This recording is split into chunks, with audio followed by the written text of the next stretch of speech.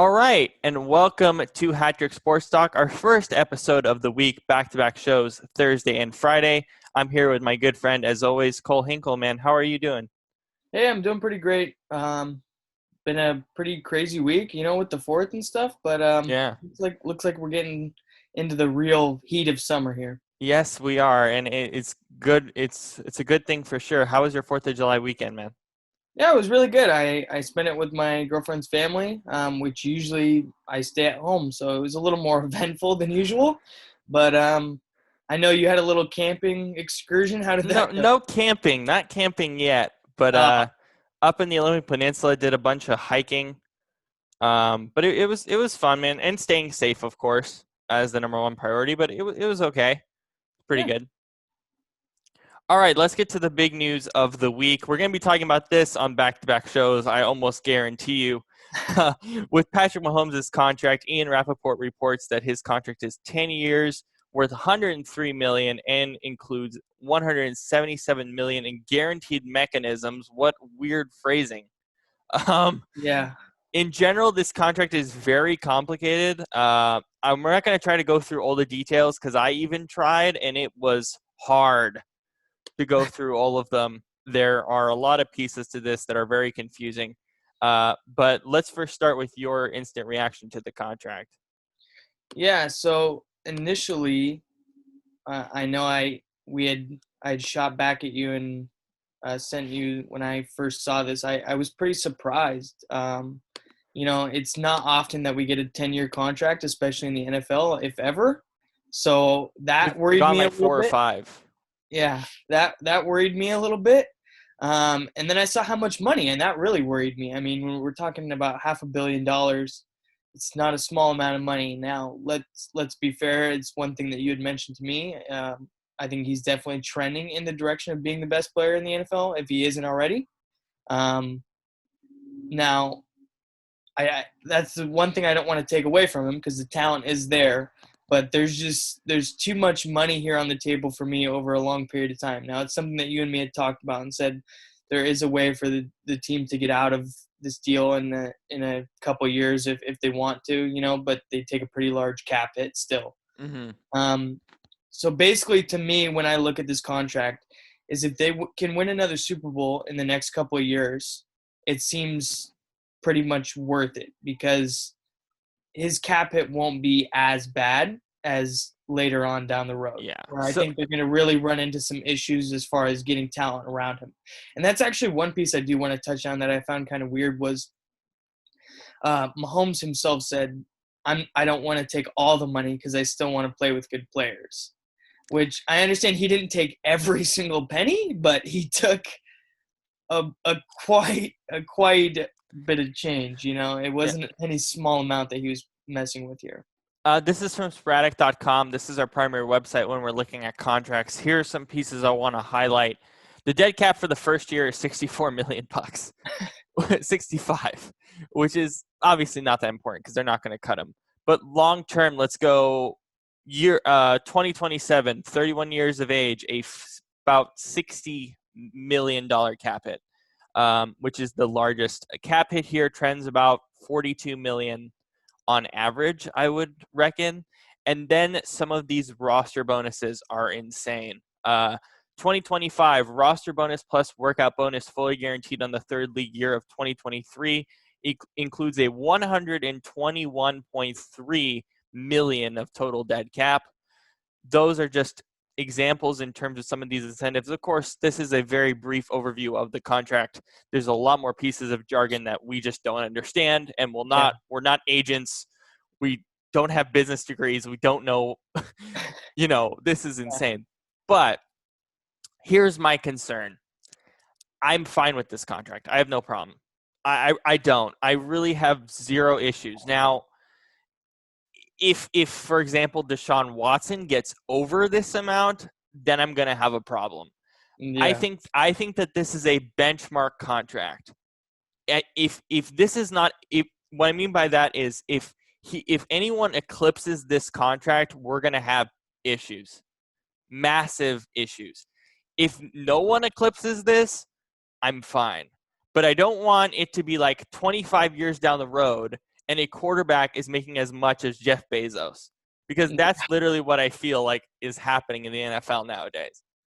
Yeah, just to kind of poke fun at the Texans there. I'm sure Bill O'Brien is, already writing up a nice, decent, 600 million for Deshaun. But yeah, that's a point I'll agree with you. If anyone does pass this, I think it's pretty asinine. You know what I mean? It's getting to the point where it's getting a little bit ridiculous. But I'm kind of interested, and I want to get your thoughts on it. But what do you think this means for Dak? Because I know initially Dak in his camp had wanted to get the contract done before Patrick Mahomes. Just because they could kind of set the numbers up differently, where this kind of limits him and how much. Obviously he's not going to get Patrick Mahomes numbers, but like you're saying, comparing different contracts moving forward, how does this impact Dak? Well, I also do want to mention that I was right. I said 2 weeks ago that Patrick Mahomes' deal was going to get done by the end of summer. I almost guaranteed it, and I was right. So I do want to bring that up, that I got that piece correct. I knew it was going to get done by the end of summer. I thought it was going to get done by August. It got done much earlier. But again, I digress. I just wanted to mention that I did get that correct. Moving forward, this doesn't hurt Dak at all. This means he gets more money. Who this hurts is the Cowboys. Because the Cowboys cannot afford to pay him. I think the number is moved up now. I think the number is not 30, 35. I think it's 40.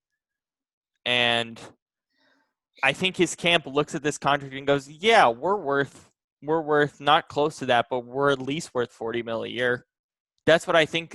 That's what I think his camp is at now.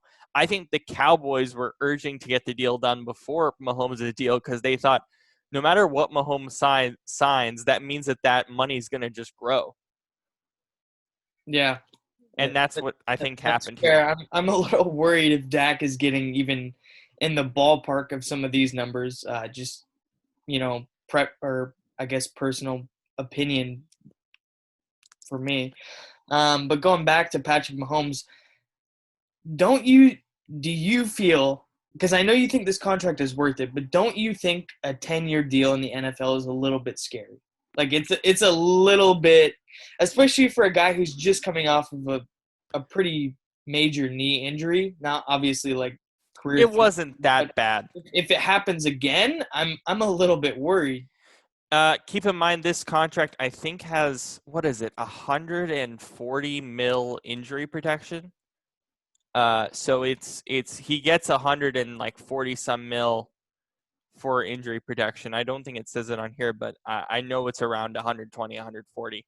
The reality is these guys don't last to 10 years. And I think that the league changes so dramatically over a decade. I mean, how much different is it when, let's say, a guy like Russell Wilson comes in the league in 2012 to now? The league has changed tremendously. So I think a huge piece of this that we're forgetting is that the league does change dramatically in a decade. And these type of contracts, these guys don't stay on the same team forever. At some point, he's going to get cut or get traded. Probably more than likely get cut. I don't know when that will happen. I think more than likely it comes at the tail end of the contract. But no, this contract will not last 10 seasons.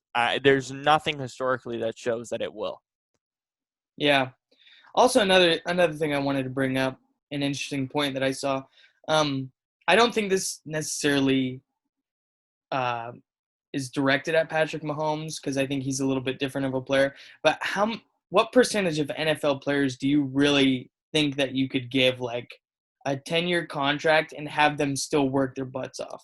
You know what I mean? Like I said, I don't think that's necessarily directed at Patrick Mahomes because I do think he has a strong work ethic. I think he's going to stay in the gym, work on his craft. But I wonder how many guys in the NFL that you could really give a 10-year contract and be like, feel really good about it. You know what I mean? How comfortable do you feel? I think it's probably like 5% of NFL players that you could really give a 10-year and have them still come in the locker, be leaders, you know what I mean, at the field every day, working in the locker room, be good guys, at the, in the weight room, pushing guys, stuff like that. You know what I mean? I I think maybe 5% is a good number. I'm not sure. I don't even know how many guys in the league really deserve 10-year deals. Um, it's hard to give a 10-year deal to anybody but a quarterback. It's just kind of the nature of the league. But you're only going to give a 10-year contract if you're confident the guy's willing to compete year in, year out. If you're not, I don't think a team is foolish enough. I mean, again, some organizations are foolish, but I don't think any organization is foolish enough to give a 10-year contract to someone they don't think is going to be competitive when a guy like Patrick Mahomes gets to 34 or 35, I right? think you're right. I think outside of a quarterback, it would be a little bit rough. It's just a point I wanted to bring up because we really do criticize like these long type of contracts in baseball, you know? So I wonder if that criticism is going to start to creep in towards, like you said, towards the later half of this kind of contract. You know what I mean? Where Mm-hmm. we usually see a tail off in a lot of these bigger contracts throughout sports, baseball, now football. I think baseball. This is one of the most interesting pieces about this contract is you look at it and what's your first thought? Baseball. This is a baseball contract. I Yeah. mean, it is, but at the same time, it also brings up another question that I've thought about, and obviously I've talked to Brandon about this, and we'll talk about it tomorrow. But he said this is a stupid question, but I do want to bring this up to you. Eventually, is there going to be validity to a discussion that we are going to eliminate quarterbacks from the cap? If money keeps going up like this, do you think that's likely?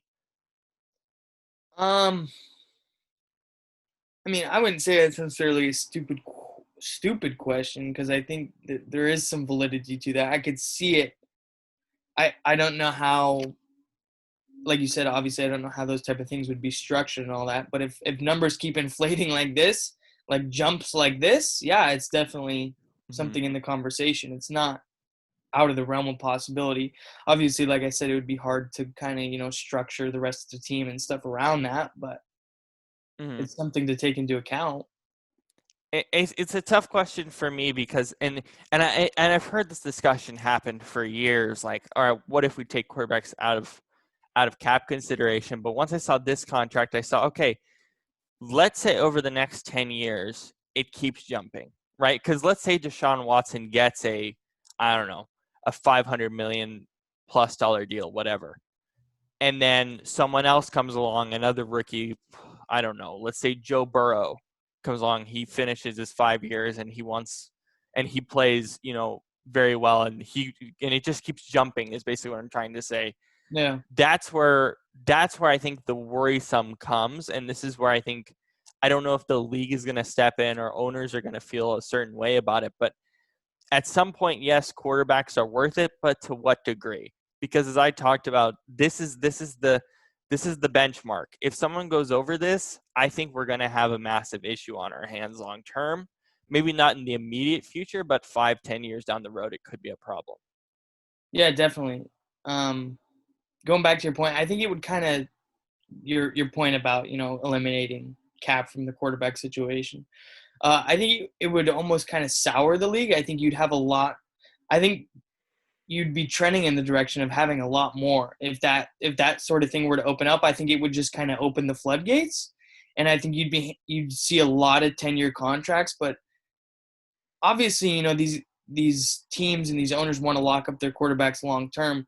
But like I said, other than like Tom Brady, a lot of these guys don't have this like sort of longevity. So it's going to really kind of sour, that for me, it would sour that position and kind of ruin how we view it as a whole rather than, where you can move off a guy in a couple years if it's not working. If you're hanging on 10-year deals, I really think it would really, mess with the whole situation. I think that's probably where you get the most fight back against it.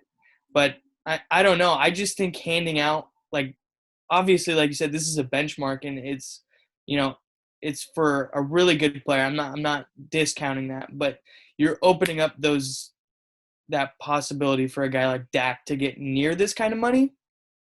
And I'm not saying that, you know, obviously he wouldn't be passing it. Hopefully, I mean, hopefully, but even Dak, a guy like Dak in this sort of realm of numbers to me is just it's not healthy. You know what I mean? I think you're going to see a depreciation in overall rosters, especially like you said, if we don't take away the cap hit from for the quarterbacks. I think you're going to see a depreciation in rosters because if these guys start taking up this amount of cap and this amount of space, I think it's going to be hard for teams to put together. And you're going to see even more of the trend of where you try and get a good, quarterback on a rookie deal and then fill in the roster around him. And that's why we always talk about with you got to win a Super Bowl when a guy's young. When a guy's ready and a guy's young, you got to get it. You got to find a way to win a Super Bowl. And luckily, the Chiefs did that last year. But I mean, I think it's a complicated discussion about the future of the quarterback position. One of the most unique things about the NFL now, more than decades past, is that the quarterback position, every team has someone there, right? Every team has a guy that you can kind of pin to. Like the Patriots finally have their guy, let's say in Cam Newton. If he does end up starting, you have even Gardner Minshew starting for the Jags. Yes, he's probably a fringe starter at this point, but at least there are guys even at the bottom end of the league that are clearly starters for these teams. And there's not really a random quarterback competition like in Chicago, for example. There's not many of those in this league, and it's nice, and it's made the league better and more interesting, but at what cost for the rest of these teams? And then if quarterbacks take up so much of the cap, that does mean that good players, or let's say good D linemen, get less money, and some might just be like, you know what, I'm going to be just stuck in free agency. It could dilute the whole league in some way too. Yeah, and that's something that you and me had talked about. I'm a little bit worried about, Chris Jones getting a deal moving forward. But like you said, there's something to be said also for a guy like Tom Brady probably leaving, over the whole course of his career, probably $100 million on the table. You know what I mean? Taking less so that he can play with better players. I really am worried about this roster moving forward. Obviously Chris Jones is the big one. Tyreek Hill later on. I feel like you're going to start to dilute, like we've been talking about, some of these rosters where, yeah, it's good to have a quarterback in place and, kind of that franchise face, but you also have to be able to put around him a solid roster, which is where something you and me, like I'm really not sure they're going to be able to get Chris Jones signed to a long-term deal. Now that's just one small piece, but like I said, moving forward, Travis Kelce's next contract later on, Tyreek Hill, are these guys going to want to take pay cuts to play with these quarterbacks, or, there has to be a line somewhere. Yeah. Like I said, for Tom Brady, especially, always taking less money to make sure he plays with a better player. There is definitely, I think there's a formula there to be followed rather than taking a whole lot of money. You know what I mean? There's also been an interesting shift with how teams not only are drafting and trading, but also how they're looking at contracts. Jared Goff this offseason restructured his deal. Olivier Vernon restructured his deal earlier this week. There is a lot of deal restructuring happening as well. I think Lane Johnson, most of his deal is just bonuses, and the cap it's like $500K. Like, I mean, and that's one of the interesting parts about this too, is some of these guys, some of these quarterbacks, maybe like, give me this money, but give it to me in bonuses where the cap hit won't be as bad. So maybe we'll come along and there'll be quarterbacks like that. But with Chris Jones, I still feel like they're going to get that deal done. I think that the organization is too good for them to sort of, I don't know. I think the organization now with Andy Reid is at a point where they're like, we need this guy. And yes, it's been a rough patch, but we wanted to take care of the Mahomes deal. He's the most important player on our roster. We took care of it. Now let's kind of figure out Chris Jones. And yes, I think it will be a process, but I imagine that they'll find a way to get it done because how these deals work. I mean, look at the Zeke deal last year. Did that look like it was going to get done at all to you last year? No. And it ended up getting done by the end of the summer. So every year we go through these players that now, of course, there's some outliers and guys like Le'Veon Bell who sat out the whole year. And of course, the running back position is different. So we'll see what happens with Dalvin Cook. But for most of these guys, there's these holdouts, and it's a frustrating part of the league. I think we can both agree that the most frustrating part of the league are these holdouts, and it just worries you from so many perspectives, a fantasy perspective especially. I think you and I can both Yeah. agree, but just from a fan perspective to want to watch these talents, I think um, it's difficult, but it's kind of become part of the business. But at some point by the end of the summer, these guys find a way more than likely to get contracts done. Yeah, the only thing I think you and me are gonna probably just differ on that Chris Jones situation. I think what sets that apart to me from like a situation like you said Zeke last year or something is we've seen these organizations kind of set a tone from the beginning as of who they want to pay. I think Kansas City did a good job of like really showing that they wanted to pay Patrick Mahomes. From the beginning, to me, it hasn't looked like they wanted to really get a deal done like long term with Chris Jones. Um, Same thing in Dallas. I mean, yeah, we could make the argument that it seemed like that Zeke deal wasn't going to get done, but by all accounts, I feel like they've been pushing off the Dak Prescott contract. You know what I Well, mean? it also shows how not comfortable they've been, but I also think part of it, in terms of, I believe how Jerry Jones might be feeling about the whole Dak thing is, this team is still competitive, I think, or at least somewhat competitive. Yes, it hasn't been tremendously competitive, but at least it still is to some degree. I think part of the franchise tag thing with Dak is that we have Mike McCarthy there, and they want to see how it works before they give him a long-term contract. Now, is that perfect? Because at some point, are you just going to be like Kirk Cousins, where the Redskins just keep giving him Yeah. franchise tag after franchise tag, and it keeps going up? Because that's also going to be another problem for them as a team. But that also might be why they decided to put the franchise tag on him, internally speaking. But I don't think those contract talks have gotten worse than I think the Chris Jones deal is going to get. Yeah, I mean, it's fair. I just feel like these organizations usually, kind of put forward who they're going to pay first. Like I said with the Cowboys thing, they're paying offensive linemen, they're paying, you know, Amari Cooper, they're paying everyone around They haven't Dak. paid Amari Cooper. They got rid of Byron Jones, so they haven't been perfect on it. Yeah, but I just feel like usually the first kind of inclination that you get from these organizations is who you're gonna, who they seem like they want to pay. Yeah.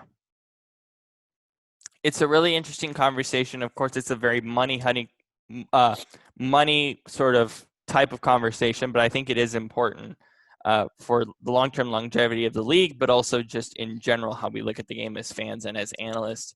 This has become a much bigger part of the league as money has continued to grow. And also, let's keep in mind that one final thing, that the cap is going to drop next Yeah. year. So I wonder how that's not only going to affect this contract, but every new quarterback contract that comes. Because the cap is inevitably going to drop depending on how this season ends up. Yep. That's what I'm worried about because that can really, make these numbers a lot worse. Yeah. All right, so let's move on. Since you are a Niners fan, I think it's only right that we discuss the Niners primarily on this show, especially when it comes to a guy that I thought was actually going to be the primary running back of this team, and Raheem Mostert. What are your thoughts on him requesting a trade? Yeah, kind of touching on something that you just brought up with a lot of these different running backs, sitting out or asking for new contracts or whatever. This one strikes a little bit of a different nerve for me. I think it's really frustrating when these guys are under contract and they're, it's either a year into their deal or 2 years, or they have 1 or 2 years left, whatever, regardless, and they're already renegotiating new deals. Especially this one for me being a Niners fan. I've followed Raheem Mostert for a long time now. He just got a new deal. I believe it was last year. Yeah, if I'm not Yeah, mistaken. last season, I believe, yes. Yeah, and he got paid a pretty good amount. Now, regardless of his performance this year, he was thought to be more of a special teams player and kind of a backup running back. You know what I mean? And I'll give him his credit. He stepped up into a bigger role this year, but he just signed a 4-year deal. Now, for you to have one good season under a basically brand new contract, and for you to already be asking for a new one, I think it's a little bit sideways. Now, I will say And that's something I mentioned to you. I get it. With these athletes and their money, they have to get it while they can, especially at the running back position. They know they have a short shelf life. You know what I mean? They know that time is running thin.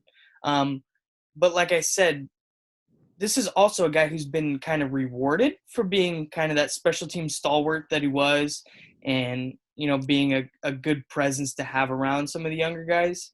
So for me, it's just a little bit frustrating for him to have one good year under, to me, what is believed to be a bigger, kind of scheme thing for him. I feel like a lot of it is to do with scheme and the situations that he's being put in. Not that he doesn't have talent, but I just think there's something to be said for the situations that you're put in. And kind of the confidence that the 49ers have showed in him that basically no other organization has. And for you to 1 year into a new contract be asking for new money is really sideways to me. I don't know how you feel about it, but it really does bother me when these guys are still under contract for multiple years and already asking for new deals. I mean, it's a tough thing because, I mean, Raheem was good last year, don't get me wrong, but mostly he was productive towards the tail end of the season. It Yeah, wasn't a full season of production. I honestly feel like this was something that the Niners were kind of had it coming for them, in the sense that the reason why they had 4 good running backs was, first, Jerick McKinnon gets injured, and he's been injured for most of the time there. Plus, he also has a big deal. Let's not forget that. The Jimmy Garoppolo deal is still quite expensive, which has definitely affected them this year in terms of wanting to make more cap-centric moves, even though they were in a Super Bowl last year, which is massively frustrating because I think you want to be competitive for 2 to 3 years before you start worrying about cap. Of course, with DeForest Buckner leaving, that was primarily a cap decision. And yes, you bring in a rookie to replace him there, but at the same time, like, it's like you were just, like, legitimately, you were in a Super Bowl last year, and now you have to worry about cap after 1 year where you were competitive. Like, that is frustrating it is. because you should be competitive for 2 to 3 years and then have to worry about cap. But it's kind of their own fault and accord with or I don't think accord is the right word, but just their own fault with the running back position, because mostly it was because Jimmy G was hurt, so they had to depend on the running backs more. Remember the last couple seasons before this year they made the Super Bowl, the last 2 years before, you saw something building there, but offensively without that sort of starting quarterback, that kind of franchise guy, and then of course Garoppolo was when he got traded there. It was mostly about that running back position, and that's why they stacked it up.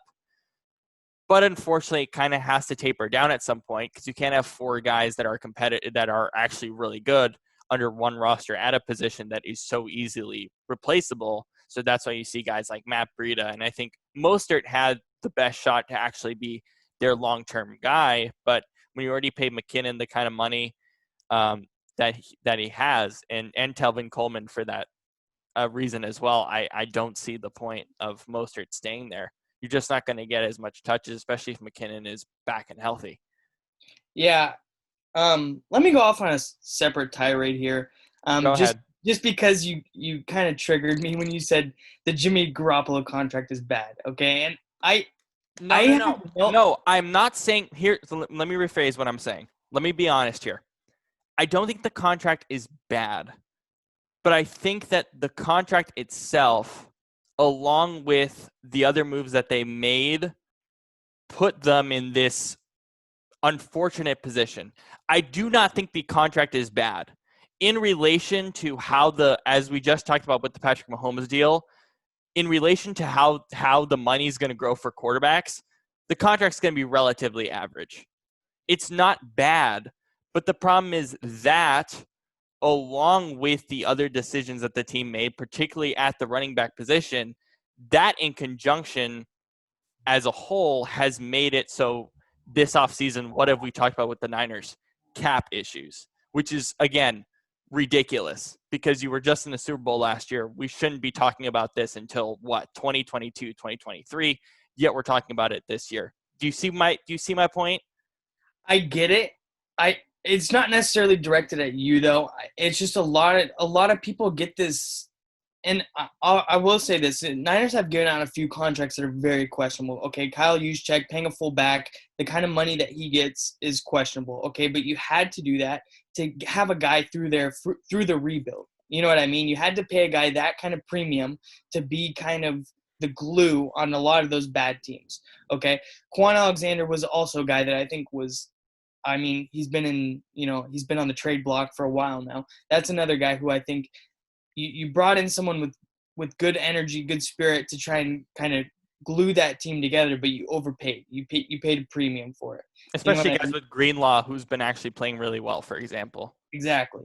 So a couple of these, I think paying Armstead what you did for him was you might as well have paid Buckner. That's a whole nother argument, but okay.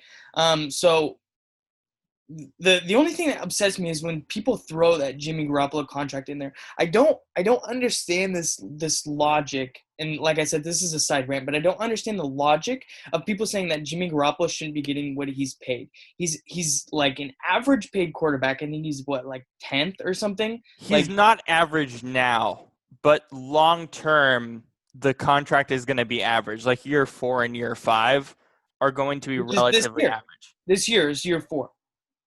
Oh, yeah. So, I mean, I would say in a couple more years, but Yeah. either way. So I just don't understand people Let lumping me pull up that the into contract. the 49ers. And it's not you. I'm not saying you, but people in general push that into, like, I don't know why, but they think that's the 49ers cap problem. Let me get this straight, people. Okay, the Niners were like a 4-12 team when he didn't start, okay? They went to the Super Bowl his first year that he started every game. He has a 21-5 record as a starter, okay? So for people to act like he gets paid too much money is just stupid to me. I don't even understand. Like, do you realize what the 49ers record is without him and what it is with him? With him, Now, it's 21 like, and you can 5. make the argument. You can make the argument. Sure, they run more or whatever, but do you understand that, like, the winning numbers with him as the quarterback? Like, I'll pay top 5 money for that. Like, I don't even understand, like, that logic. So Anyway, So hang on. So looking at the contract, it's in year 3. We did talk about last year how they were in a potential out. So I will tell you that if they went 4-12 this year, there should have been consideration of getting out of the contract, but they did not. They got to Super Bowl. So we're moving past that conversation. I think the final year of this contract is when it's going to make sense. Not now, though. how to you does this contract not make sense right now? Because it's still quite high. It's still For quite high. for a guy who just took you to the Super Bowl. Well, no, I'm not. Look, I'm not saying that it's a bad contract. Right? I'm saying it's okay. Like, it still puts you in a difficult spot. But I'm putting this contract not by itself. See, I think the problem that people have is that they're just putting it all on this contract for no reason. My problem is this contract, but not only this contract. It's this contract in conjunction with the other moves that they made, not even considering the whole George Kittle thing where he's going to be paid like a wide receiver. So let's be honest, like, the problem is it's not this contract by itself. I think that's the general problem that people have, and that's where I think your frustration is. It's the fact that people are just pointing to this contract as a problem. It is This partially the problem, contract but it's 5% of it. This It's not. contract should not be any in the mentions of any contract problems for the 49ers. If you want to look at serious contract problems, go look at Eric Armstead. Go look at D Ford, okay, and the production that you got for him. Go look at Quan Alexander. Go look at Kyle Juszczyk. How much more you're paying for a fullback than anyone else in the NFL is, okay? I understand, like, you need to get some of these guys while you can, but this contract, I can't, even with people when they say that he's easily worth top 5 money. When you look at the 49ers record with and without him, what is it? They won It's 21 and 5. When he first got there. They were 1 in like 10 when he got there, and they went on a 5-game win streak. Okay, I'm sorry for being a bad speller. Here's Eric Armstead's contract. Yeah, look at that deal. If you want to talk about production, this guy's had one healthy year, and that was his last year. Okay, 1 year that he's been played in all 16. Okay, like if you want to look at some contracts, point. I have no problem if you want to point it somewhere else. Jimmy Garoppolo, I. That's just my one nerve that when people say that contract is bad, they were 1-9 before he showed up the first season. They won 5 games straight or 6 games straight. Okay, towards the end of the year. Mm-hmm. Guess what? They went in the second year. They were 1-1, and he gets hurt in Kansas City. Okay, that's a write-off year. By Okay? a bad decision by him. Let's be honest. That was a terrible. That was his fault that he got injured. Regardless, you go to the next year. What you're in the Super Bowl, and you're complaining about a contract? The guy's won or lost 5 games since he's been a starter for you, and you're complaining about it? That is ridiculous to me. Do you know if that was any other quarterback, we'd be talking about like how great of a deal that is. How it's just because it's Jimmy Garoppolo and it's just because it's the 49ers. And it's not just here. People don't want the Niners to have their quarterback situation right because they haven't had it right for so long. And that's just my one nerve. I can't even – that's just so stupid to me. I'm so mad about it because it's – would you trade those numbers for anything? Would you trade those wins? No, but I do feel like – you pay 30 for those wins. But I'd pay 30. I'd pay 35 for those type of numbers. But here's the thing. And this is not necessarily a fault of Jimmy Garoppolo. But the general consensus, I think, is that he's inconsistent. And I don't think it's necessarily his fault. In the playoffs, what did I say? I said he needs to throw the ball more. Because all it is a running, like, Kyle Shanahan, yes, it's a running system, but he didn't throw the ball at all. Like, what pissed me off was they were up by 30 against the Packers. I was like, dude, just let him throw. Yeah, that was me and you both. Remember, I said to you, I agreed with you 100%. They have to get him in more of a rhythm.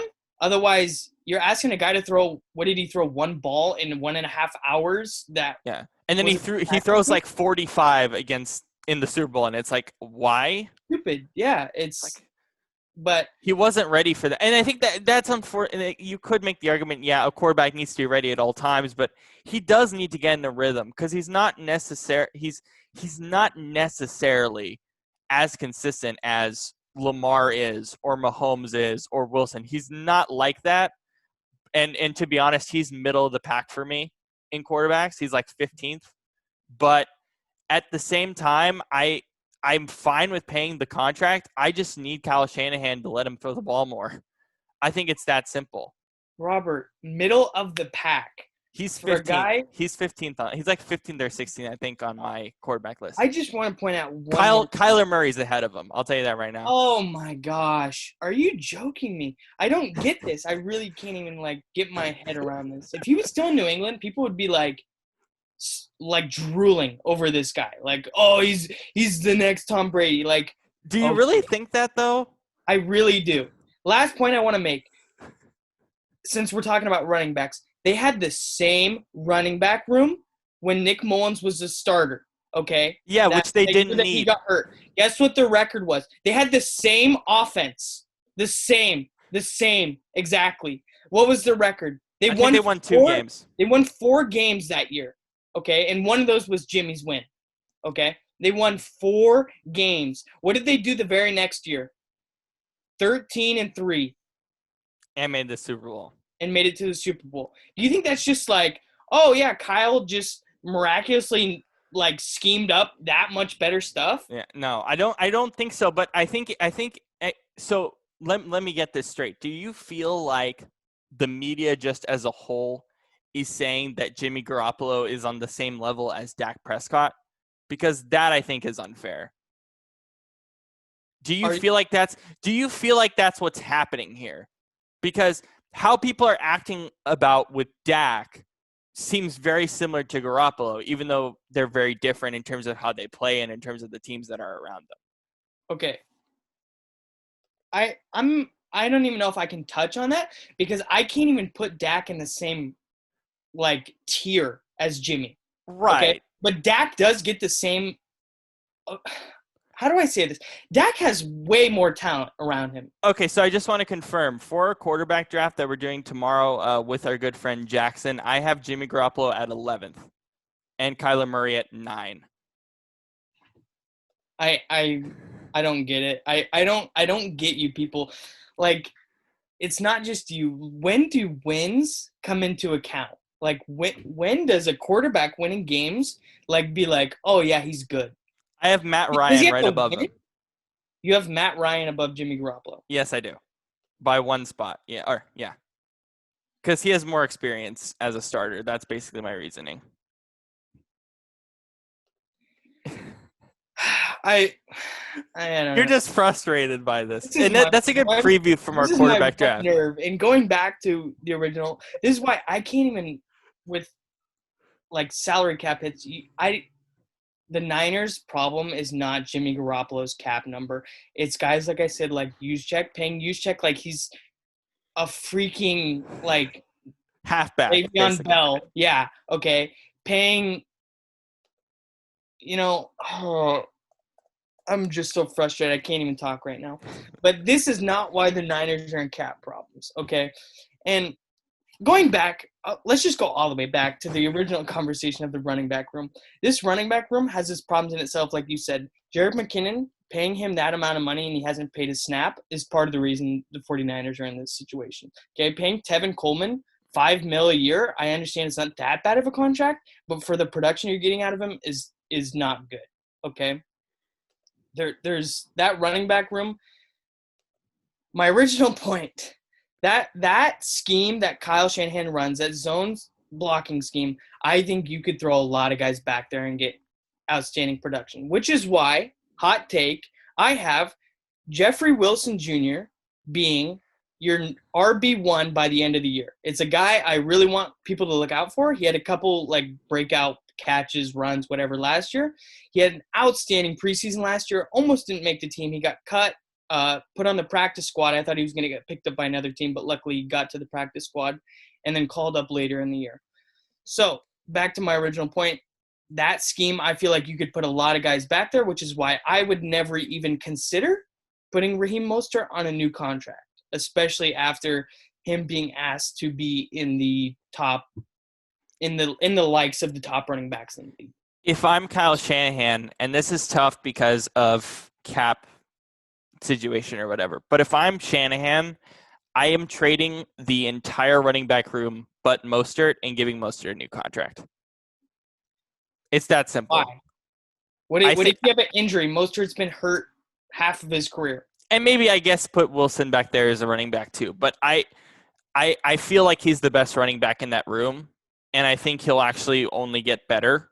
And I think if he gets traded, he'll get traded to a good team that will actually use his skill set really well. Yeah, it's fair. You're going to differ on that also. I just have a feeling he's going to go somewhere, be half as productive as he was. Don't get me wrong. He's a really good special teams player, like probably the best gunner in the NFL. But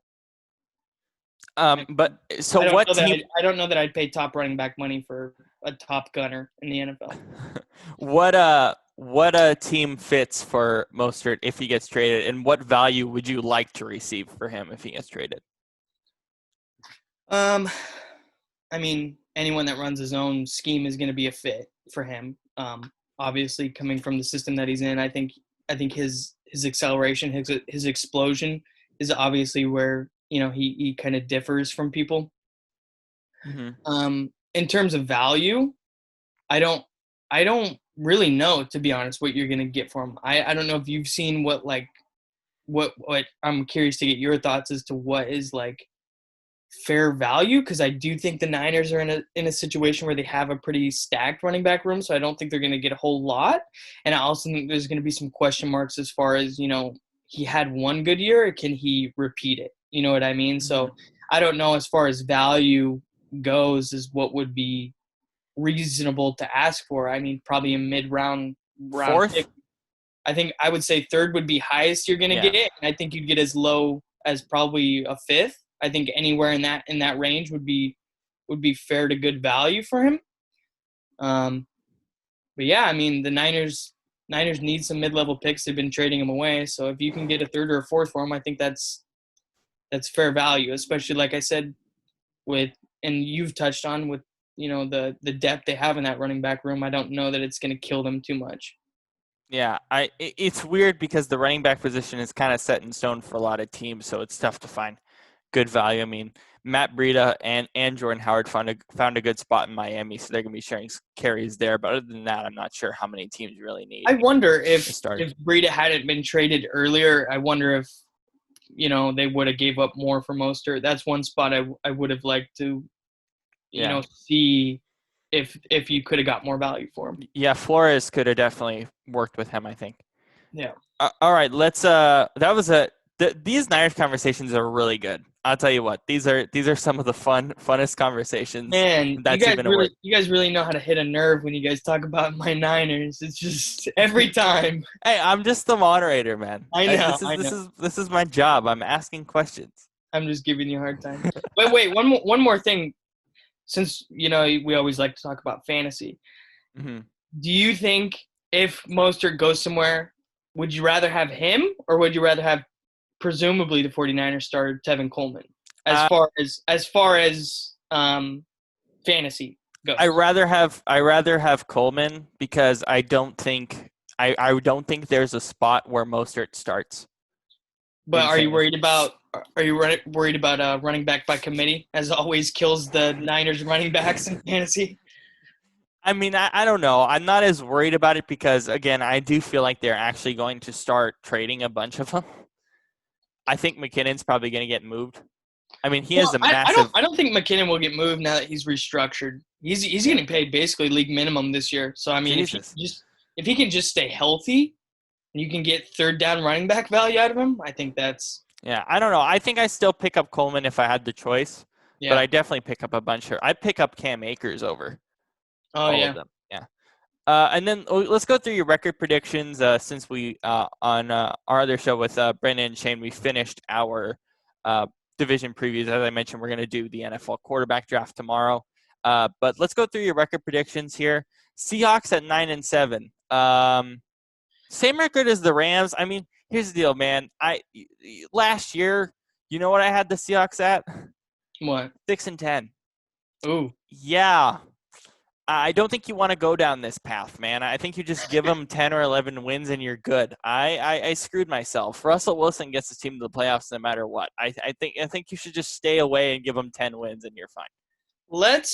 Okay, first off, I want to start off by saying I got some hot takes for the people. Okay, I didn't want to play it safe. I could just give everyone 10 wins and be everyone's friend. But I wanted to put some good in here, and I wanted to give my Niners more wins, but I didn't want my credibility to be lost. Okay, I was going to lower everyone. I had to. I don't know how much credibility you have after our last segment. But the Hawks, to me, the problem for me with the NFC, actually the NFL as a whole this year, but the NFC West in particular, is I think a lot of these teams are going to beat up on each other. I think the league's going to be really competitive this year. I think there's going to be a lot of really tight divisions, 1-2 games. But the Hawks, to me, I don't know. I could see them. I think the Rams are going to be better than people think. I don't know why people are discounting the Rams all of a sudden. Their cap situation is trash. Last year was a bad year, and they were still 9-7. And last year was like hell, considering the Todd Gurley thing they went through and everything. So I don't see them just falling off the face of the earth. The Cardinals, obviously, DeAndre Hopkins, Kyler Murray takes a step forward. This team is really going to take a step forward.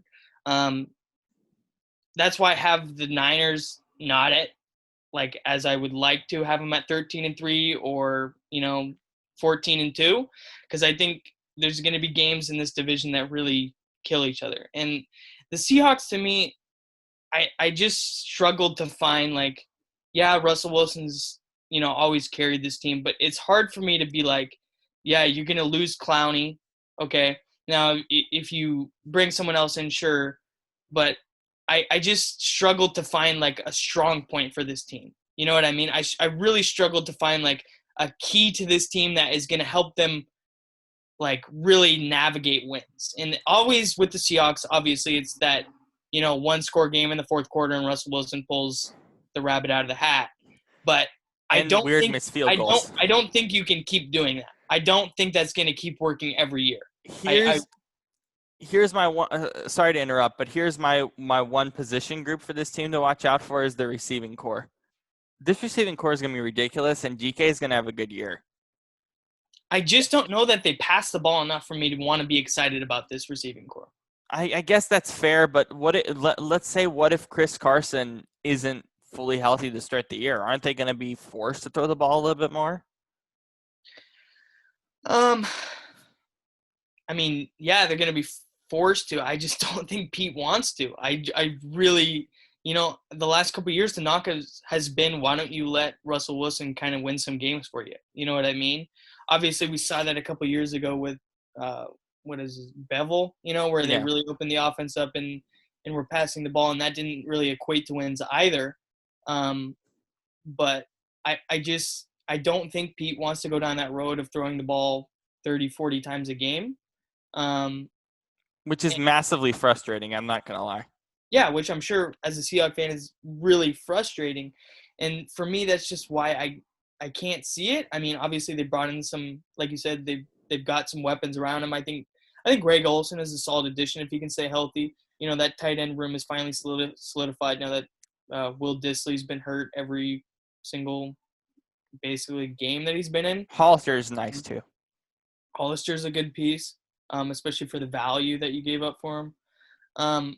But yeah, like I said, I just struggled to really find like a strong group of that Seahawks team that I can really like hang my hat on. But if Carson stays healthy, that's probably obviously where you're going to hang your hat because Pete runs the ball so much. But I just don't think he can. I don't think he can stay healthy. But see, here's where I made a mistake last year. Is like this is not about this Seahawks team is not about what core looks good, it's not about that.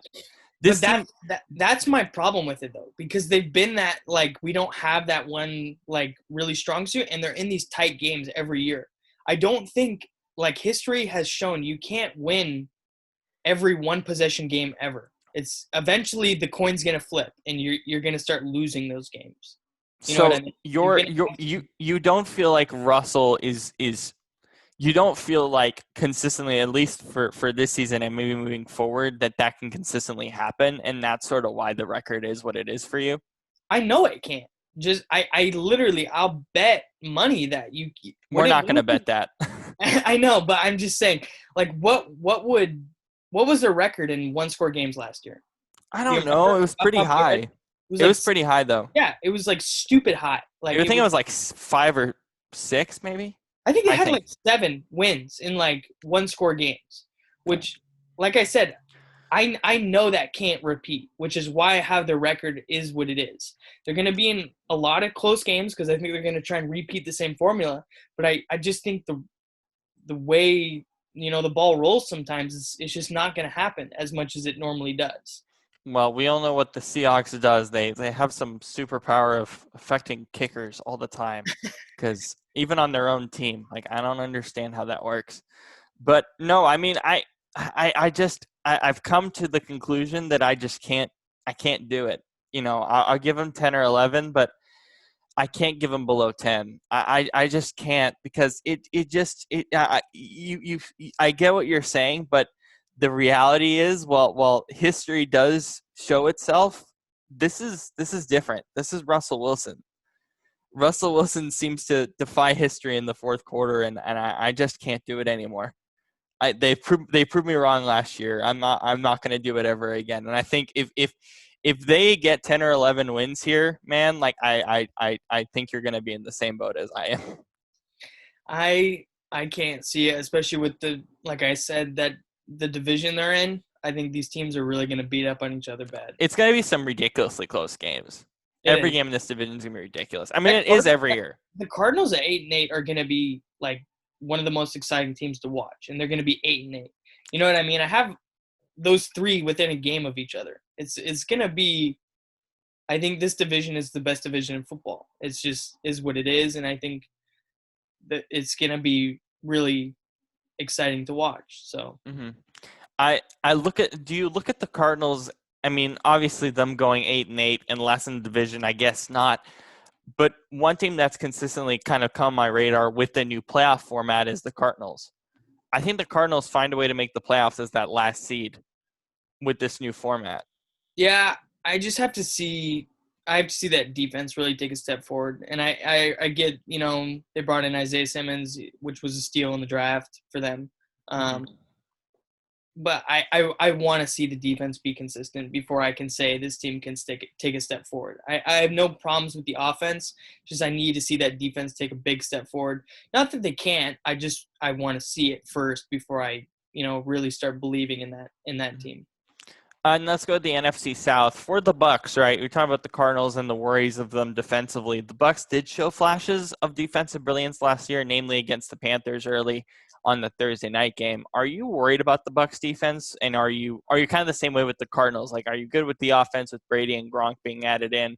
Um, and then, like, are you just sort of concerned about the defense? Like, why are they 12-4 here when it seems like a similar thing between those two teams? I have obviously I have more confidence in Brady. I have a lot more confidence in Brady than a lot of people do. I think him being in a situation with Bruce Arians, I think he's really going to be able to take a step forward. But I think one thing that differs from, like, if you're going to compare him to the Cardinals, like kind of you're saying, I think the situational football that Tom Brady and Bruce Arians have under their belt, where I think they know how to manage a game a little bit better. You know what I mean? Where it's something different when you understand when you need to be running the ball and when you just need to pick up a first down, not necessarily a deep pass type of thing. But this, to speak on the Bucks defense, their front seven is really good. It's underrated. I think they just need a little bit more out of their secondary, and that defense is pretty good how it is. I think they're kind of copying or trying to copy what the Niners do, where you put a lot of gas on that front four and you kind of let the secondary do what they're going to do. Obviously, neither of them have that good of a secondary, but when you have some of the heat that you do in like I said, the front seven that they do, you're going to be in a lot of ball games. And to speak on, obviously the Bucks were in a lot of close games last year also. So I think that flips when you have a guy like Tom Brady making better decisions, something that we've talked about all offseason rather than Jameis Winston, you know what I mean, throwing an interception at a crucial time or something like that. Tom Brady, I think, is obviously a lot better decision maker, but I also think Tom Brady has 2 really good years left, which not a lot of people do. I think most people are kind of writing him off as far as, falling off the tank, but he's got the best weapons he's ever had. And I think people are going to realize a couple games in that this Bucks offense is going to be potent along to go with, to go along with that pretty good front seven that they have that I think is underrated. I mean, I'm not worried about Tom Brady. I think you're fair with the record. The reality is, you said the weapons. Like, Brady knows if he wants to win a Super Bowl, he's got to deal with Patrick Mahomes, who has crazy weapons. Yeah. Lamar, who has crazy weapons around. I mean, Lamar is a weapon himself, but I mean, it is a bit more difficult for him to find a way to get to the Super Bowl, considering this is the NFC, where the quarterback talent is definitely a lot better, and then the AFC, the quarterback talent's a lot younger and still developing. But at the same time, yeah, this Bucks offense is going to be ridiculous, and it's going to be awesome and fun to watch. But again, as we've talked about, how many years do people write Brady off? I think at some point people just got tired of talking about writing Brady off, and I even got tired of it. And I'm like, let's just see when it ends. Yeah, This is definitely exactly. this is definitely the last chapter. I think we can both agree this is it. Yep. The Bucks for a couple of years, and then riding off maybe to the sunset, maybe a Super Bowl. We're not sure, of course, at this time, but this is definitely the last stop. But they're I, I definitely going to think be good. I think the Bucks would be a sneaky team, actually, since we were just talking about it for Mostert to end up on. I think he's a good pass catching back. Yeah. I think he would fit there. They already have a decent running back room, with Ronald Jones and Ronald Jones is okay. He's not yeah. incredible. So I think if you get a guy like that in there, that Bucks offense would be stupid. You know what I mean? It would be ridiculous. Yeah, that's definitely a team to watch out for sure. Are you as confused? Again, same question we keep talking about on the show for, I don't know, 2 years. I'm sorry if this question tires people out, but this is so frustrating for me.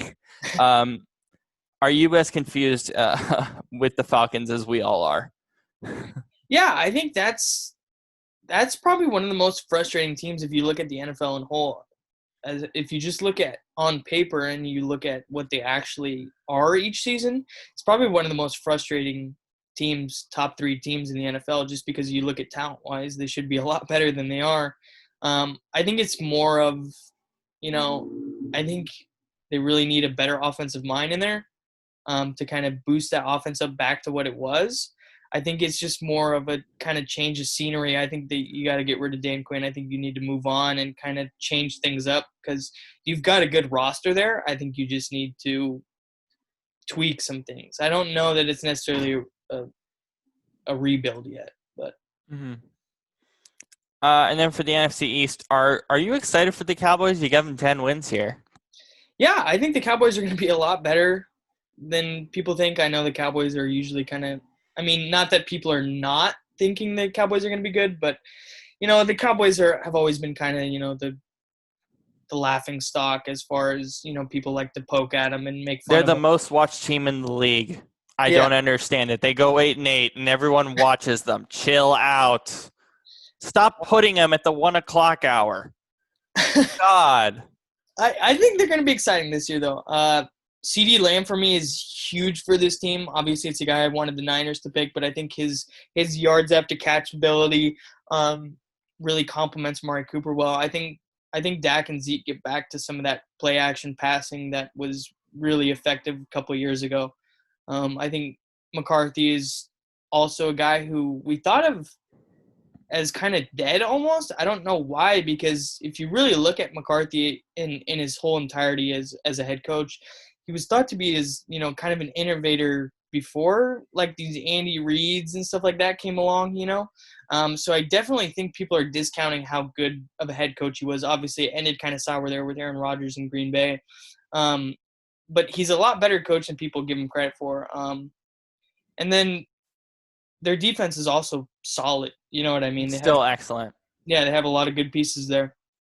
How do you expect the McCarthy-Dak relationship to work in relationship to the Aaron Rodgers-McCarthy relationship? I think it's going to go a lot more smooth. I think Dak is a lot more receptive of coaching, of, doing what he's asked to do. Obviously, I don't know Aaron Rodgers personally or anything, but it just seems like he's a little bit difficult to coach at times. Kind of goes off on his own tangent. So I'll be interested to see. Dak has, to me, like I said, always seemed like a good leader, willing to follow what the coach asks him, stuff like that. So I think, like I said, with McCarthy being kind of innovator before innovators, this whole term came along of innovative head coaching. I'll be interested to see what those two can put together. Because like I said, that offense is really good when you add a CeeDee Lamb next to an Amari Cooper, with Michael Gallup, and then obviously you have Zeke in the backfield. And as always, we talk about with the Cowboys, an outstanding offensive line. So, And then your sleeper team, the Lions. This is a make or break season for Matt Patricia. Why do you think Matt Patricia is going to get this team to a winning season? Yeah, I think I've been high on Matt Stafford for 5 years now. I remember when I first kind of mentioned it to you, to my dad, to whoever. I got a lot of flack for it, a couple years ago when the Lions weren't so hot, but they were still playing on Thanksgiving, like they always do. But I think Stafford's finally getting the recognition he deserves. But I think Matt Patricia is finally. I've heard you mention it on this show. Actually, I think he's created kind of a culture here. No, for where sure. I think For sure. it's finally taking the steps forward. Obviously, you lose big pieces like Slay. But you bring in Trufant, which you bring in Trufant, and you got the best cover corner in the last couple of years of the draft with Jeff Okudah. Yeah. Jeff Okudah. Yeah, but I think this defense is better than people think. But I think this offense, now that they have a balance in the run game too, I forget who they paired with Kerryon Johnson. They got DeAndre Swift. I believe so. I think you solidified that running back room in case Kerryon does get hurt again, where they can kind of have a balance on offense. Obviously, Kenny Galladay is a beast. I think he has a really good year this year, and Marvin Jones Jr. always puts up, speaking of fantasy, solid fantasy numbers. Yeah. Solid in-game. He's most of a fringe guy in fantasy for me. Yeah. Marvin. But yeah. Obviously, solid in-game contributions too. But I think finally this is obviously my sleeper team. Like I said, 10-6 is probably a lot high for some people's taste. But I kind of wanted to go outside the box and pick a team that, I thought was gonna, I think, take a step forward. And I think this team does, now that, like I said, Patricia's kind of implemented that kind of Patriots way over a couple of years. I think it's easy to judge off of 1 or 2 years and say it's not working, but once you can get a couple steady years of it, and let's not forget the Lions were pretty competitive before Stafford got hurt last year. Mhm. Earlier in the year, I forget what they started, but they didn't. They tied Arizona at the first game, which they shouldn't have, and then won a couple of games. And What then a it was game that was. Oh my close, God. close Monday. I think it was Monday or Sunday night against Green Bay where they lost Yeah, that on. was Monday night. Yeah. So they've been in, like I said with the Seahawks, they've been in some close games. Maybe the luck has changed their way. You know what I mean? Mhm. It's a team, like I said, my sleeper team, but I kind of wanted to pick a surprise in here somewhere, and I think that's the team where I can say, yeah, they've got the pieces there where I think it could flip. I I don't think a lot of people watched Stafford last year, but go back and look at its highlight tape for the 8 or 9 games he did play. My God, was Yeah, this team fun to watch? And I think you came on the show and we did our NBA season preview back in October, and we had a huge discussion about that Packers Lions game. yeah. But we also talked about Matthew Stafford and how impressed we all were in watching him. They were a good team. They were fun, but I am worried because I feel like Patricia has got the right guys in place there. hmm But if they finish this season with anything below 10-6 or let's say 9-7, Patricia's gone. And Yeah, it's gonna be unfair and unjust. I think it'd be ridiculous that for him to get fired, especially with the culture he's built there. I mean, to start from scratch would be honestly so Detroit, but it would be so frustrating. But there's a lot of pressure on Patricia to have a winning season because if not, he's going to go back to or defensive coordinator duty somewhere else in 2021. I think you're right. I think if he finished at anything below 9-7, I think he's gone. Like you said, I think that's a little bit unfair. Like I said, I think he's just started to kind of turn the page as far as culture goes in Detroit.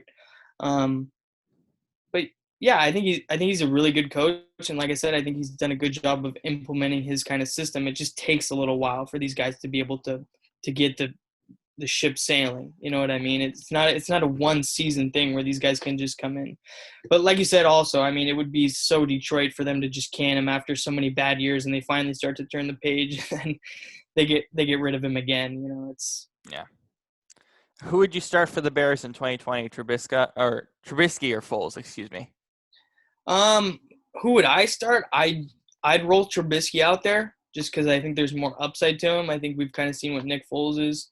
But I know in my heart of hearts, I know that a couple games go sideways for Trubisky at the beginning of the year, and they're going to Nick Foles and they're doing a rebuild. Now that's new for me because I've always been a Trubisky hater. I think obviously he was drafted way too high. I mean, Yeah. hindsight's 2020. I can say that now easily. No, Um, no, that's not a hindsight thing. That's not a hindsight thing. The guy went number 2. You fleeced him.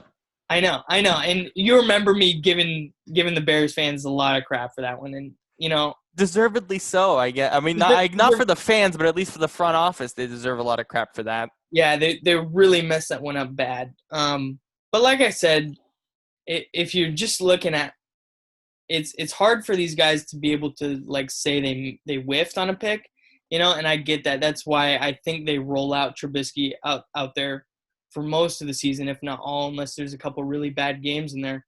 But to me, this to me is where you should have had Cam Newton. I just think that team's ready to win now, and I think Cam's a lot better than either of these two guys, if he stays healthy, obviously.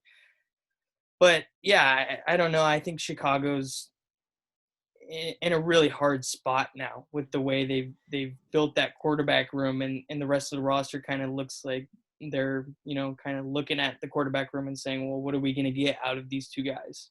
Mm-hmm. And then the Packers at 8-8. Yeah, that's a surprise. Are you starting to feel like this LaFleur Rogers relationship is over?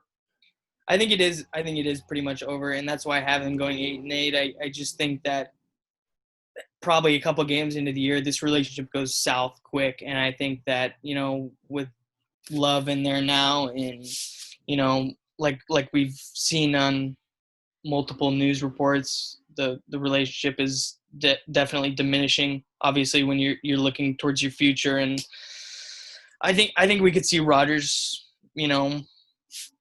out of here in a year. I think that this is not going to go well, and I think there's too much controversy and too big of a personality with Aaron Rodgers for this thing to really be able to hold like they want it to, where he, kind of mentors Love for a year or two, but He's not going to mentor him. no. Leave it to the quarterback coaches. Yeah.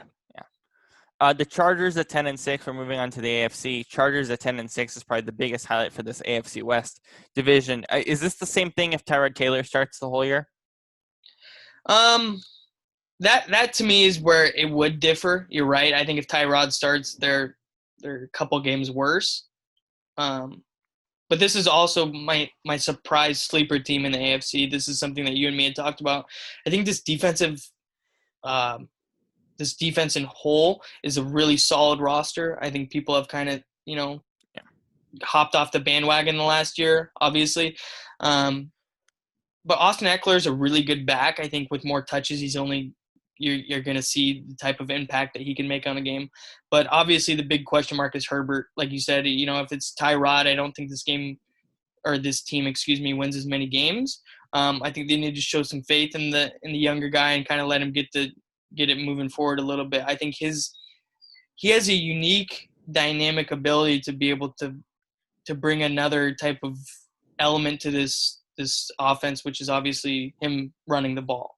He's not an outstanding runner, but he has a huge frame and definitely, for how big he is, moves really well. I think his arm also will impact, obviously guys like Keenan Allen, Mike Williams, that receiving core. Hopefully, fingers crossed, we can get a full year of Hunter Henry, but yeah, we'll see with that.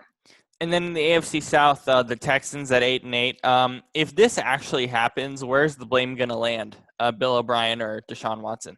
It's 100% Bill O'Brien. I mean, the decisions he made has always been questionable.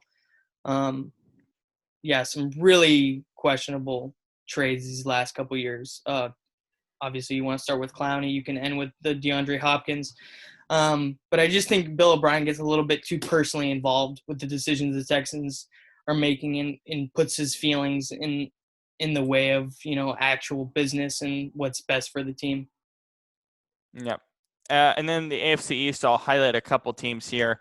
The Bills at 10-6. Brandon, Shane, and I have been really high on the Bills. It seems like you're in the same spot. What excites you about this team? Yeah.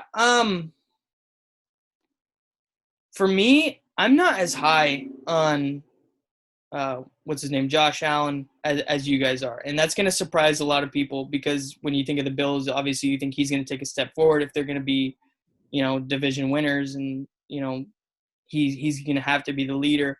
I said this to you a couple years on or I think it was last year on the show, where I said, I think they just need to look for another quarterback. And it's soon, and I know he's been developing, but I just think there's certain ceilings on some of these guys that, whether it's fair of me to say or not, I just think I think I can see a certain ceiling on him that I don't know that he's going to be able to take this offense to the next level. I don't know that he's the guy that I would have moving forward, especially with that talented of a roster. They've put together a really good roster, especially with the addition of Stephon Diggs. But I think the main thing with that team that no one gives credit to, I know you guys have on the show a little bit, but it's the coaching staff. And McDermott's amazing. This coaching staff is top 3 in the NFL, honestly. And I think they've done a really good job of building that roster in whole. With the Bills, I think the addition of Stephon Diggs is only going to make Josh Allen better because he's finally going to have a guy to throw to. Unlike Kirk Cousins and Stephon Diggs in that relationship, he just didn't throw to him as much as he should. I expect Stephon Diggs to get the ball a lot in this system. And this receiving core is pretty nice as a whole as well. I really do expect big things out of Josh Allen. Yes, he wasn't perfect last year, but you saw the development, you saw the progress, and McDermott's definitely put a lot into him. I think he'll only get better next year. Yeah, I mean, I just don't see what his actual ceiling is. I think at times he kind of limits that offense, but Mhm. And then the AFC North, you have the Browns at 10-6. Do you feel like this team's finally going to get some maturity with Kevin Stefanski there? yeah, this was one I almost put in another hot take, but I almost had them winning the division, but I knew the amount of absolute crap that I was going to get from Well, the Ravens, you can't put not the Browns in only this you, division. I knew I was going to get it from, but just about everyone. Um, I see the right. I spoke with you about that earlier, but I see the Ravens maybe taking a step back this year. I think people, you know, can see that offense in whole for a full year and maybe can kind of scheme things up a little bit different. But speaking on the Browns, I think we were just a year early on them. I think this roster is way too talented. I think Baker finally has got to the point where he's got more of maturity than we need from him. As far as the leadership standpoint goes. Um, Odell, I think, has quieted down a little bit, which is nice. No. Yeah, No. Odell's Have you not. watched him?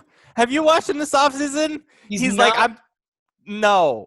He's not as bad as I'll he is. give you that, but it's still not great. He's not in mid-season form yet, which is good. Okay, which is I think that, like I've heard you guys say on this show also, the quieter this team is, the better. And I think Yes. I don't know if Kevin Stefanski is the right guy. I don't think he is. Then who is? I think getting They tried away from Freddie everything. Kitchens, though. I think getting away from Freddie Kitchens, though, is a addition by subtraction for Look, this. if excuse me, but if Hugh Jackson doesn't work and Freddie Kitchens didn't work, which both of them didn't work, if Kevin Stefanski doesn't work, nobody can coach this team. Not even we can coach them. No, you just need a veteran. You need a guy who's like been there. They don't have a guy who's like been there and managed like a bigger team. It sounds odd, but and I don't know if I should say this because I know you're gonna shoot back at me for it. But I think Jason Garrett would have been a good hire. I really It do. I wouldn't think have been that bad. It wouldn't have been that bad. It wouldn't be great. Like there would be people that would hate it. It's not perfect. I think the perfect hire would have been pay Mike McCarthy as much as he wants and bring him in last year. that would have been good. I think that would have been the smartest decision, and that seemed to be the most likely choice. But the organization is so frustrating. I don't think McCarthy wanted to put himself there, and that was clear after he wanted the Jets job and didn't get it last year. But yeah, I here.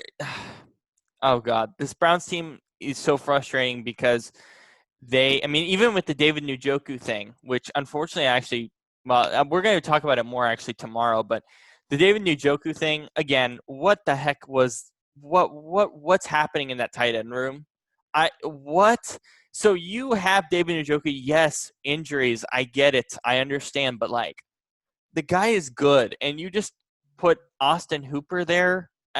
I love Austin Hooper. I think he's phenomenal, and he's definitely a great addition to this Browns team. But you don't need him. It's a waste of money. It was so stupid. And then it's like there's too many mouths to feed. I know Colin Cowherd has said that many times, but it's also just like it doesn't matter. This team is simply described. It doesn't matter how much talent you have. If the team doesn't have any chemistry or any maturity, they're going to be terrible. And here's what I'm going to say: if they finish 8-8 or 7-9, guess who's not going to be the quarterback in 2021? Baker Mayfield's getting cut. He's getting cut. I'm telling you this right now. He's going to get cut if they have a bad year, and I think they will have a bad year. I don't think Baker is there long term. There's a hot take for you. What's your reaction to that? Baker's their guy. I don't see them moving off Baker.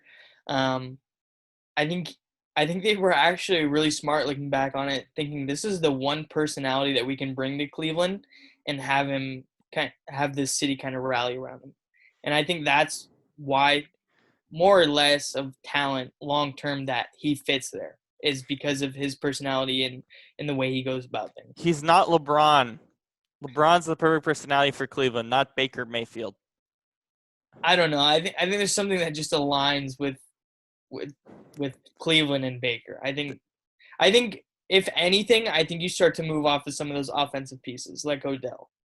I think you You like you trade him said, after you like traded him after 2 years. What does that show? I know, but like you said, I think you're getting rid of some of those mouths you have to feed. I think that would be more of a step than cutting Baker.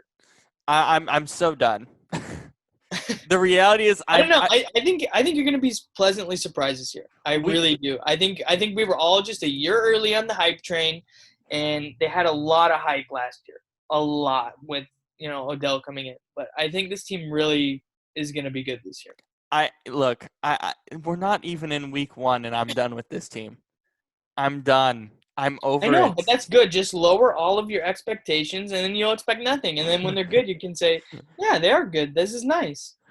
Which is what we need from the Browns. We don't need to have expectations for the Browns because we've never had expectation for the Browns. All right, let's move on to the NBA. We're doing the teams that didn't make it to our Orlando list. We're finishing it off today with the Cavs, the Pistons, the Knicks, the Bulls, and the Hornets. We're going to start with the Cleveland Cavaliers. Now, of course, the Cavs they got rid of they got rid of their coaches. They should have John Beeline. There we go. Here's the thing: Drummond's coming back. He's going to sign his player option. That's already been confirmed. Kevin Love, his contract is too big to be traded.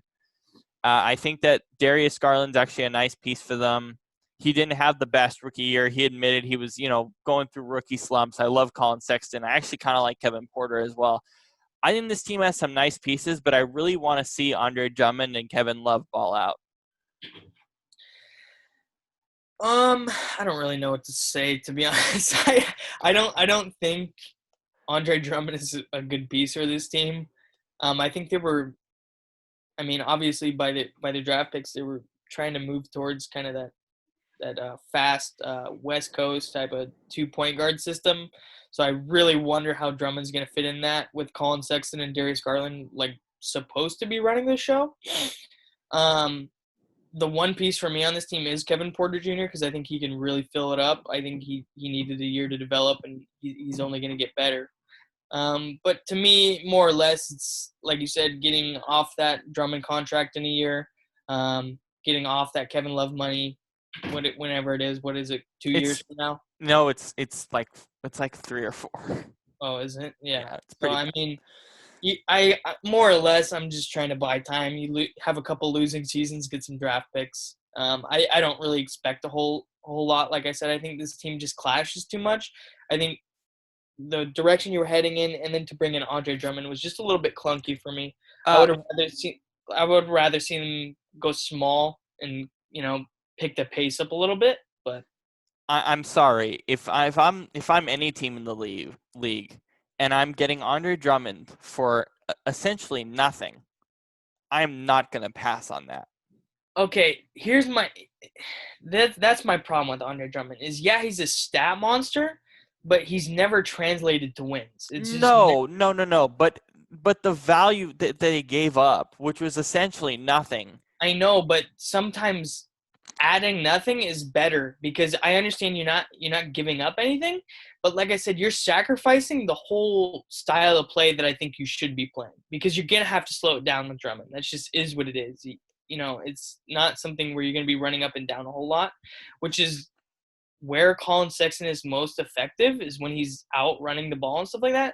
So if you really want to help develop these younger pieces, you don't do that. You know what I mean? You don't completely change your style of play, which why to me it's just odd. I understand the value. I just think to the right team it would have made sense. This to me is not the right team. I understand you need someone to fill up like the cap and stuff for you though. Like you have to be a certain number. Okay, what team does Drummond even fit on then, by your estimation? I mean, what team plays a half court offense a lot nowadays? I mean, I Let's guess be honest. not a whole lot. So, I mean, I don't know. I mean, Atlanta would have been an okay fit for me just But because they Clint needed a Capella center. is a better fit, though. Clint Capella was a much better fit. That would have been okay. The Magic slow the ball down a lot. I think that would have been an okay fit as far as I mean, you have Vooch, so I don't really know where you put him. This is kind of the thing. There's not really a place in today's NBA for like a slow it down center. There's You just want him in Dallas? no, no, no, no, no. We don't need that. Um, yeah, looking at, I don't really know where he fits, to be honest. Yeah.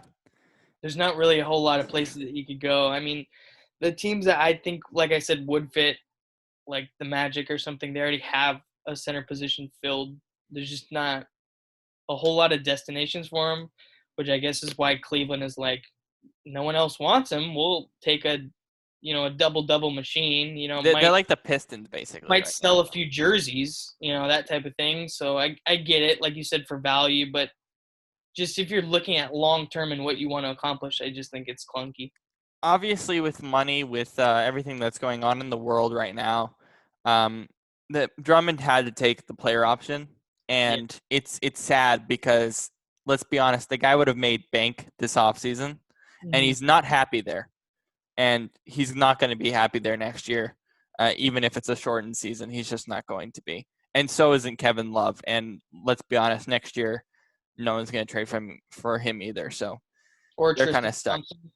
Yeah, well, no, Tristan has kind of changed his tone. I think he Now wants that to stay there. now that they got rid of the coach, Yeah, Beeline was a mess. Let's be honest, and it was it was an it was a absolute. weird fit. Trying to bring in a guy who's known as a college coach. I get you have a young team, but there's gonna be some veterans there that are pretty unhappy with the way he goes about things. It was the college atmosphere, and yes, it can work for some of these young guys, but when there's some studs like Love and Drummond, Yeah, or studs in a certain way that are veterans, it's frustrating. yeah.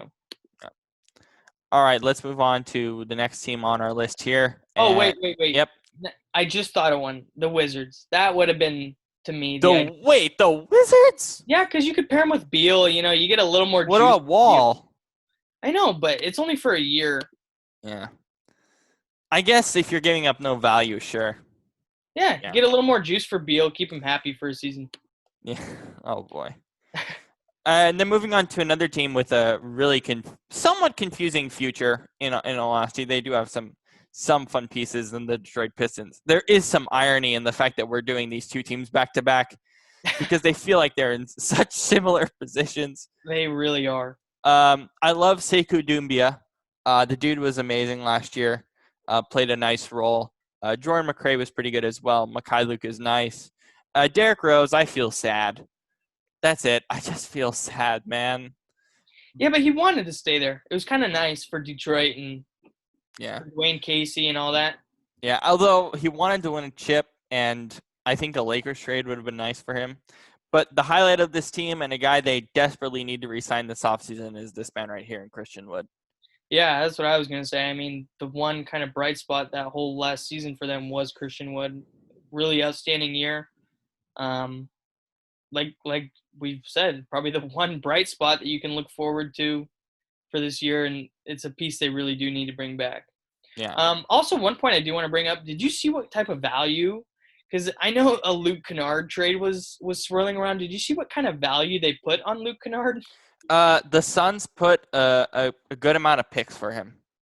Yeah, Yeah. and Detroit still said no, which is why I'm like, yeah, Luke Kennard's a nice piece, but I mean, they were giving up a couple pretty decent picks for Luke Picks? Kennard. Yeah, they were. It's like, how highly are you valuing him? Like, No, that's a really good point. The Suns, towards the trade deadline, were really interested in him. Of course, he has a relationship with some of the guys in the front office and the coaching staff. He averaged 16 points last year, I believe, but he only played 20, 30 games. He was still injured, so yeah, he's just a good shooter. A lot of these players, unfortunately, like Christian Wood, like Derrick Rose, like Luke Kennard, honestly would be a nice piece on a lot of contending teams. yeah, very So true. Wood's gonna. They're just not in the right roles. They're just being asked to do way too much. Other than Wood, I do think Wood deserves a nice market this offseason. And I Yeah. think he gets it. I think the Pistons are going to be more inclined to bring him back than nothing else. But considering the direction of this franchise, I would like to see him go somewhere else if possible. Yeah, definitely. Like you said, the direction of this franchise is a little bit doom and gloom. What do you think their thoughts were even when they acquired Blake Griffin? Like what do you think they thought the ceiling was for that team? Like honestly, like So the reality of this team, so they had Blake Griffin and who else did they have? They had one more guy, didn't they? Or was it just Blake? Anyway, oh, I forgot. So no, I thought they had one more piece there that they brought in. They had like two big men. Anyway, never mind. Blake Griffin, here's the reality. Uh, they got tired of not having stars, basically. They got tired of not having names, and they're like, you know what, we're still going to lose, so let's just bring in a guy like Blake Griffin. I thought they had. I'm confusing them with probably with the another team named namely the Cavs, because again, this team feels exactly like the Cavs. But no, I mean, it was just a move to say, you know what, frick it. Like we know we're going to be bad. Let's just kind of get a name here. And unfortunately, his career took a turn for the worse the last few years. And with the injury, I don't think he'll ever be the same player. I don't even know if he has a Hall of Fame case. Maybe if he has sort of like a Dwight Howard resurgence and goes to a good team. You don't think he's in contention for the Hall of Fame? We know that the no. NBA Hall of Fame is pretty lenient. I know it's not glamorous to be in the NBA Hall of Fame, but I really don't see it. The injuries, the I- lack of I'll say if he has one shot, any shot, and I don't think he will because his contract's ridiculous. If he has one shot to take a minimum deal with a good team and performs well in a really good role that fits him, I think there is a very, very, very, very slight chance, even with how the Hall of Fame works. You're not happy with that comment, are you? um I'm just gonna leave that one untouched. We may want to leave this next team untouched, but you know what? We have to talk about it. I'm sorry. I am so sorry to everyone in New York. I know Knicks fans. I'm sorry, man. Ugh. This team is the most frustrating team in the world. Yeah. Any sport. They're the most frustrating bunch. This team is more fun for fantasy with a guy like Elfrid Payton than anything else. Um, I guess the one highlight is RJ Barrett and maybe Mitchell Robinson, but even then they don't play them enough. Yeah, I mean, obviously when we talk about the Knicks, last offseason, bring in a bunch of power forwards to really clog up any growth of, like you said, some of these guys. So yeah, great Knicks move. Typical Knicks, stunt the growth of your younger players. Like you said, uh, RJ Barrett question mark as the bright spot for this team. Because I mean, they do play him a ton, but he's like the only young player they play a ton with, and I don't even know how his development's going. I think he'll have a great career, but man, this is a rough spot for him to be in. Yeah, not only him, but I think Kevin Knox really got killed with those additions that they made. I think that's the one guy that they were supposedly like building around, and then all of a sudden you bring in two guys that are his exact like minute killers. Like they're gonna take up half of his minutes. So that to me was the piece that was like supposed to be one of your building blocks, and you just completely destroyed it. What about Ntilikina?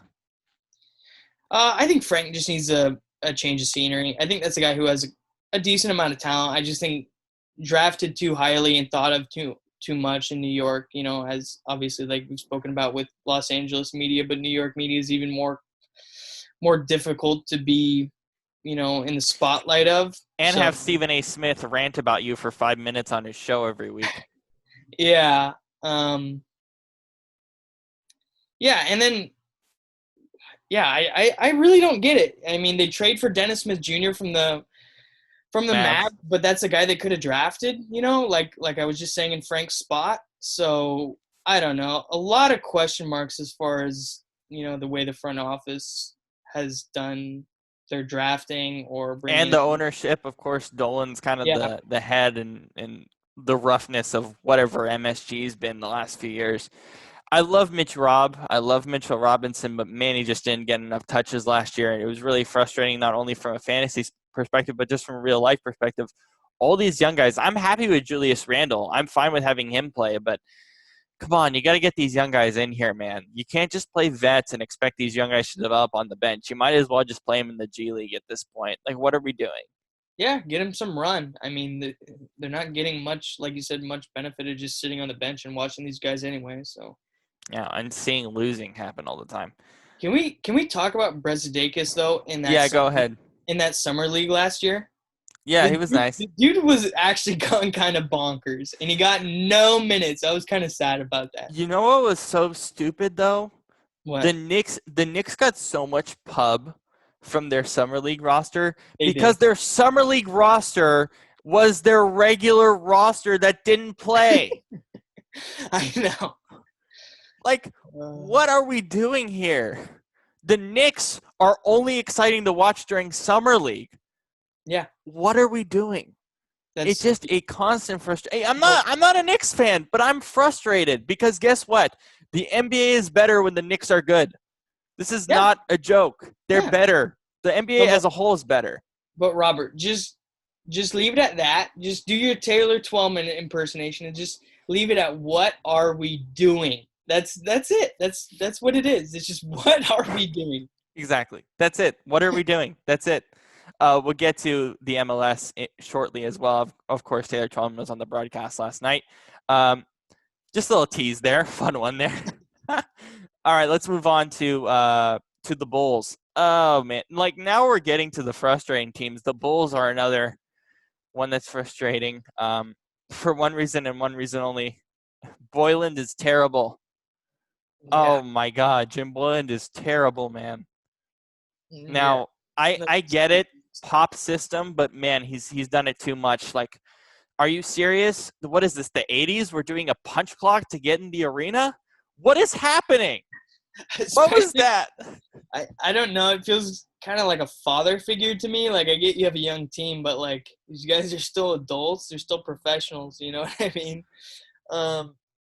But like you said, to me, this is probably the most frustrating team because you look at some of the talent this team has. I just don't – I'm starting to kind of give up on Zach LaVine, and that's hard for me to say because he's one of, like, my favorite players. He was so good last year. He was their only bright spot. I know, but I just don't know that you can win with him. I think he's really exciting to watch. I just think it's another one of these guys that are, like, really good individually, but I don't know if it's ever going to translate to wins. And that's really hard for me to say because that's, like, one of my top 5 favorite players in the NBA just because he's, local and stuff.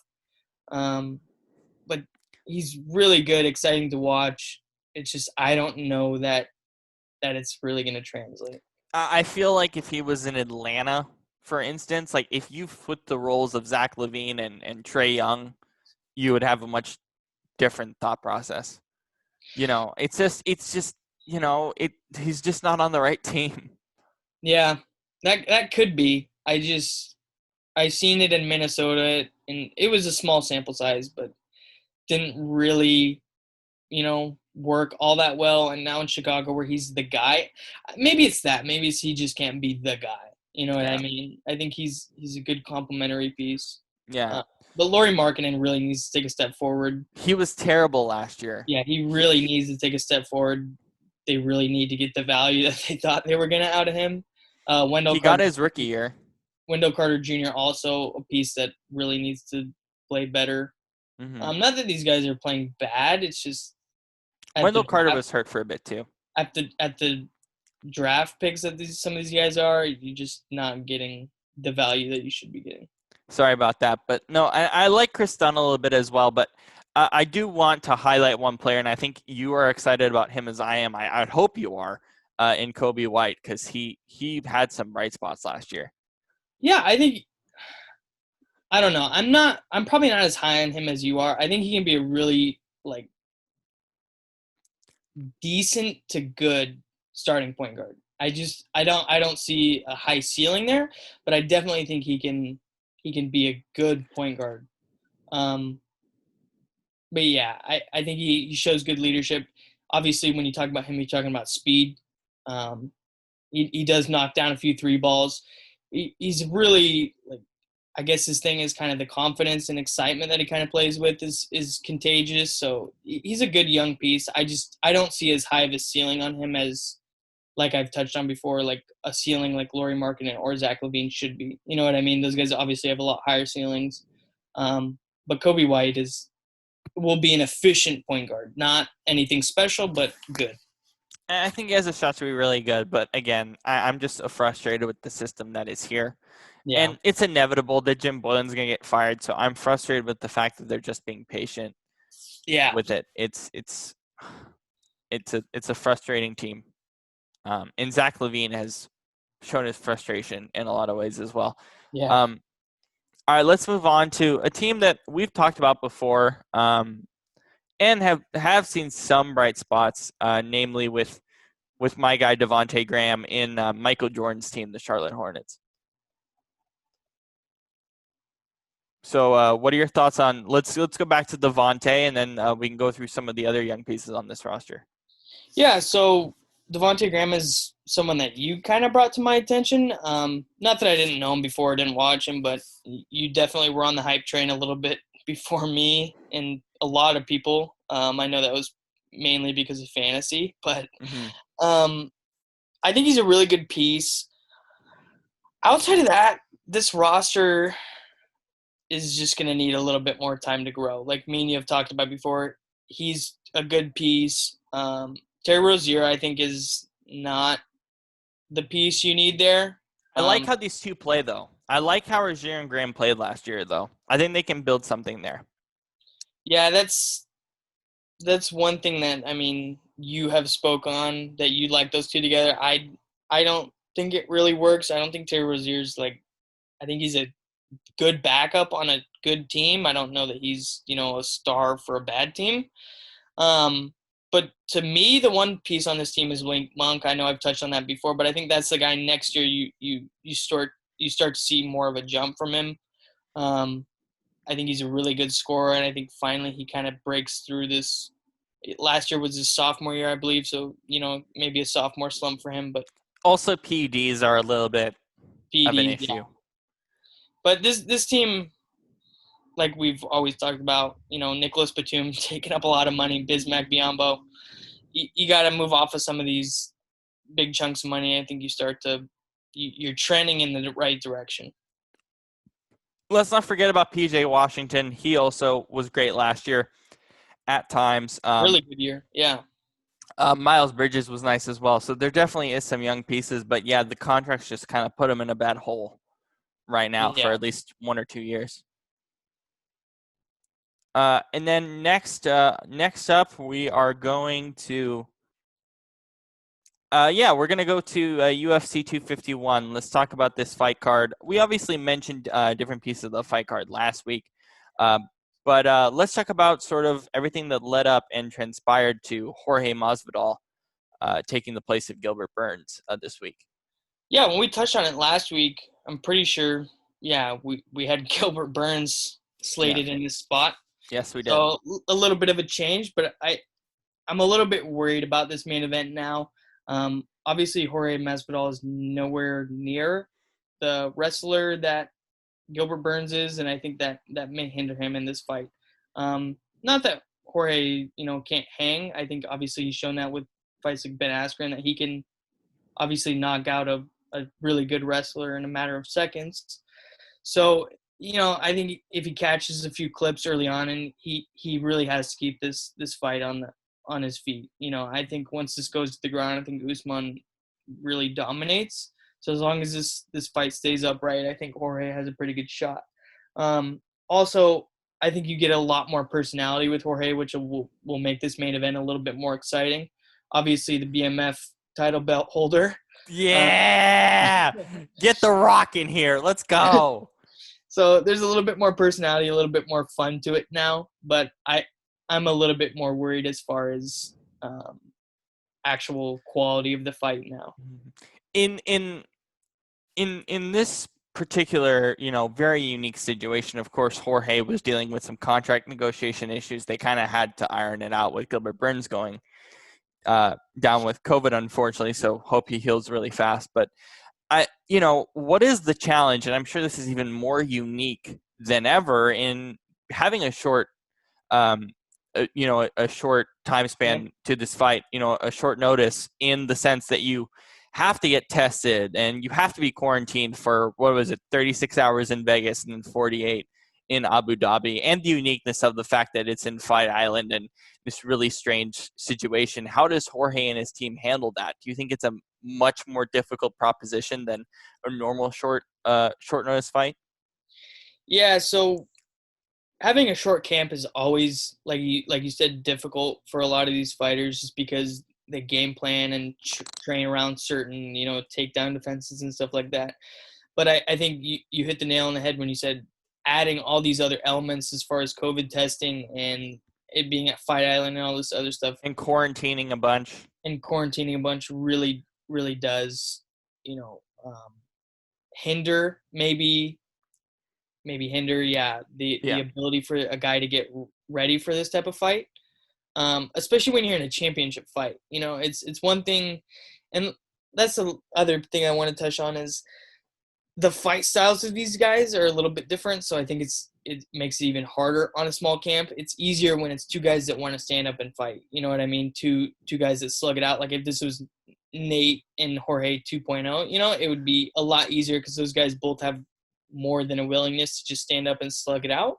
But like I said, on a short camp, when they're training for certain takedown defenses and stuff like that, especially against a guy like Kamaru Usman, who's world-class wrestler, it really does affect the outcome, and it will affect the outcome of this fight. Mm-hmm.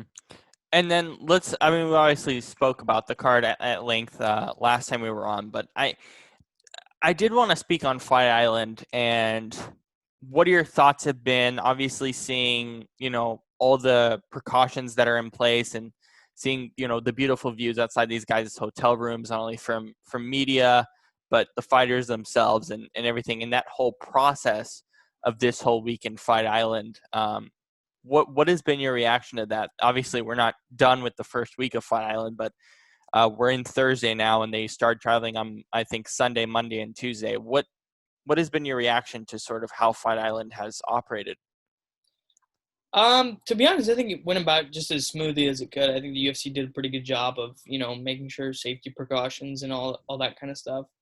Um, Obviously, it's something that us as fans have kind of wanted for a while to see this, this type of setting and this type of scenery.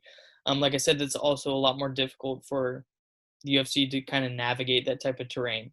So I think it went about just as well, and hopefully it continues up to the fight, that it continues to go just about as smoothly as it's gone, because I think it's been about as seamless as a transition as you can get from where they were to bringing it to this type of setting and event. And I think it's really interesting to hear Dana talk about how all these precautions make it nearly impossible for these guys to test positive, and seeing all the precautions from media members. But I mean, I think more than likely, from what I've heard, we're not going to get any outdoor fights, which is unfortunate. Hmm. But at least they get to train out there and do. I'm pretty sure they're going to do some weigh-ins and stuff like that Yeah, you'll out get there. some kind of behind the scenes stuff that Yeah. bring a little more intrigue, but I think, yeah, but I think it was really interesting. Like, all right, we wanted this place because we want to get these international fighters in here, and it's I don't know. There's something about this that just feels really, really right, other than other sports, as we'll get to it, the MLS and all that, where this just feels like it's going to work really well. And obviously, there's going to be some mishaps, and people are going to test positive and all this stuff. Yeah, I'm sure that might happen at some point, but more than likely, this is something that the UFC is going to look at and say, we did this for a month, it worked great. After the pandemic is over, I think we want to go back here as well yeah, and keep definitely. I doing think this. I think you bring up a really good point, because I think it was even yesterday. Adam Silver said, there's reason to believe that this might not be a seamless transition for the NBA. And he can see some flaws in their system and their testing and stuff.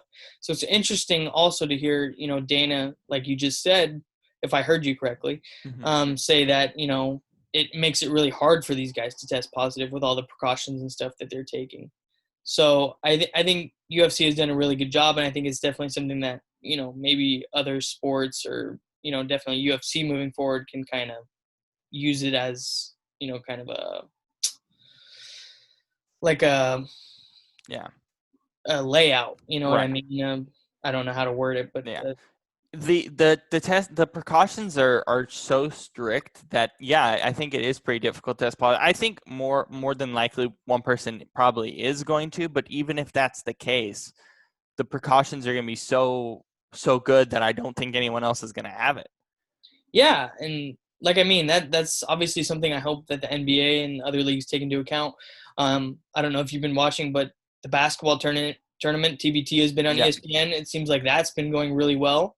So I think there's something to be said, like Dana's saying, for the precautions that they're taking and stuff. It is really hard, Yeah. for things to kind of shut down. So fingers crossed, like Definitely. football, 100%. football, baseball, everything we can keep this rolling. Yeah, I love what the UFC has been doing with this. I do. I think even with the whole thing in Jacksonville and in Vegas, it's gone as smoothly as any sports league in the world.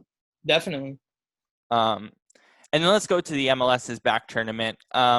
So of course, there's been some issues. FC Dallas, Nashville SC, but we had the first game last night between Orlando and Inter Miami. What was your reaction to how that was set up, how the game was played?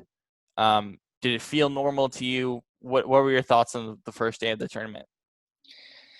Um, it it went pretty good, I would say. I think the MLS did. I don't know why the MLS is, and some of these teams like you just touched on, FC Dallas is really like struggling, to keep these players healthy and stuff. They seem to be having a little bit more of a problem in this bubble type setting. Um, I mean, but FC Dallas isn't even in the bubble, but Nashville came in the bubble and they had 9 positive tests. yeah, So, so they're having a lot more difficulty of keeping these guys, safe and healthy and stuff, which is a little bit odd to me. Um, Speaking on just the MLS's back and whole, though, I think this is a really good format. If, like you said, if we can keep people healthy, I think this will intrigue people as far as World Cup style goes. I think more people follow that type of setting rather than just league games like Premier League and stuff has been doing. Um, so I think moving forward, if you can keep it safe and you can keep everyone healthy, this is a really good format for MLS to kind of market its league, and I think they'll get a little bit more following. Um, but yeah, it's hard for MLS to pull fans as it is. You know what I mean? It's not exactly something you and me talked about it at the beginning of the show. You asked me if I watched the match last night, and yeah, I watched pieces of it, but it's not something I'm going to sit in front of my TV and watch, from start to finish. It's a yeah. little bit difficult for MLS to pull that type of intrigue. So Yeah, and I think it's a little bit harder too to see these teams dropping out. It just it's going to make the schedule wonky as well, and the game's happening at 6 a.m. our time is also just a little bit annoying here on the West Coast. But I get yeah, it. That's how World Cups work. But unlike a World Cup where I'd be more inclined to wake up that early, this is a little bit exactly. different. Yeah, Um, this is not quite the quality we're looking for if we're waking up at 6 a.m.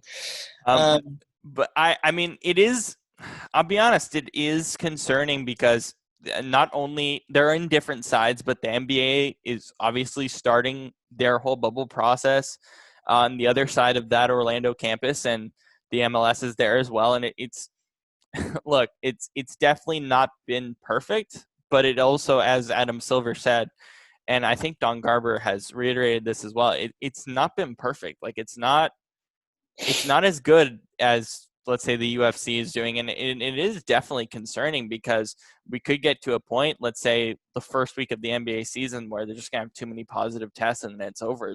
There is a much higher probability than I think we predicted. yeah, I think you're 100% right. It's becoming more and more concerning and almost more apparent that we are going to have some issues along the way as far as Mm-hmm. the NBA is concerned. That's why I said, please, fingers crossed, that we can keep it closer to, or like the UFC is doing.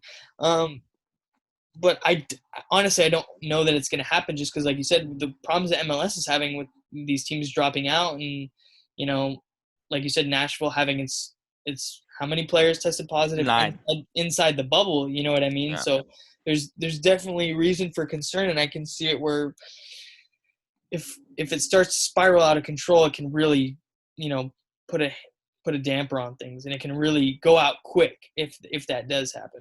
No, I'm not saying it hasn't been positive. I think that overall, other than Nashville and FC Dallas, I think one player tested positive or one person tested positive out of 700 tests. So yes, there has been some positives. And I think more than likely it's looking okay, but I think we got to wait a couple of weeks.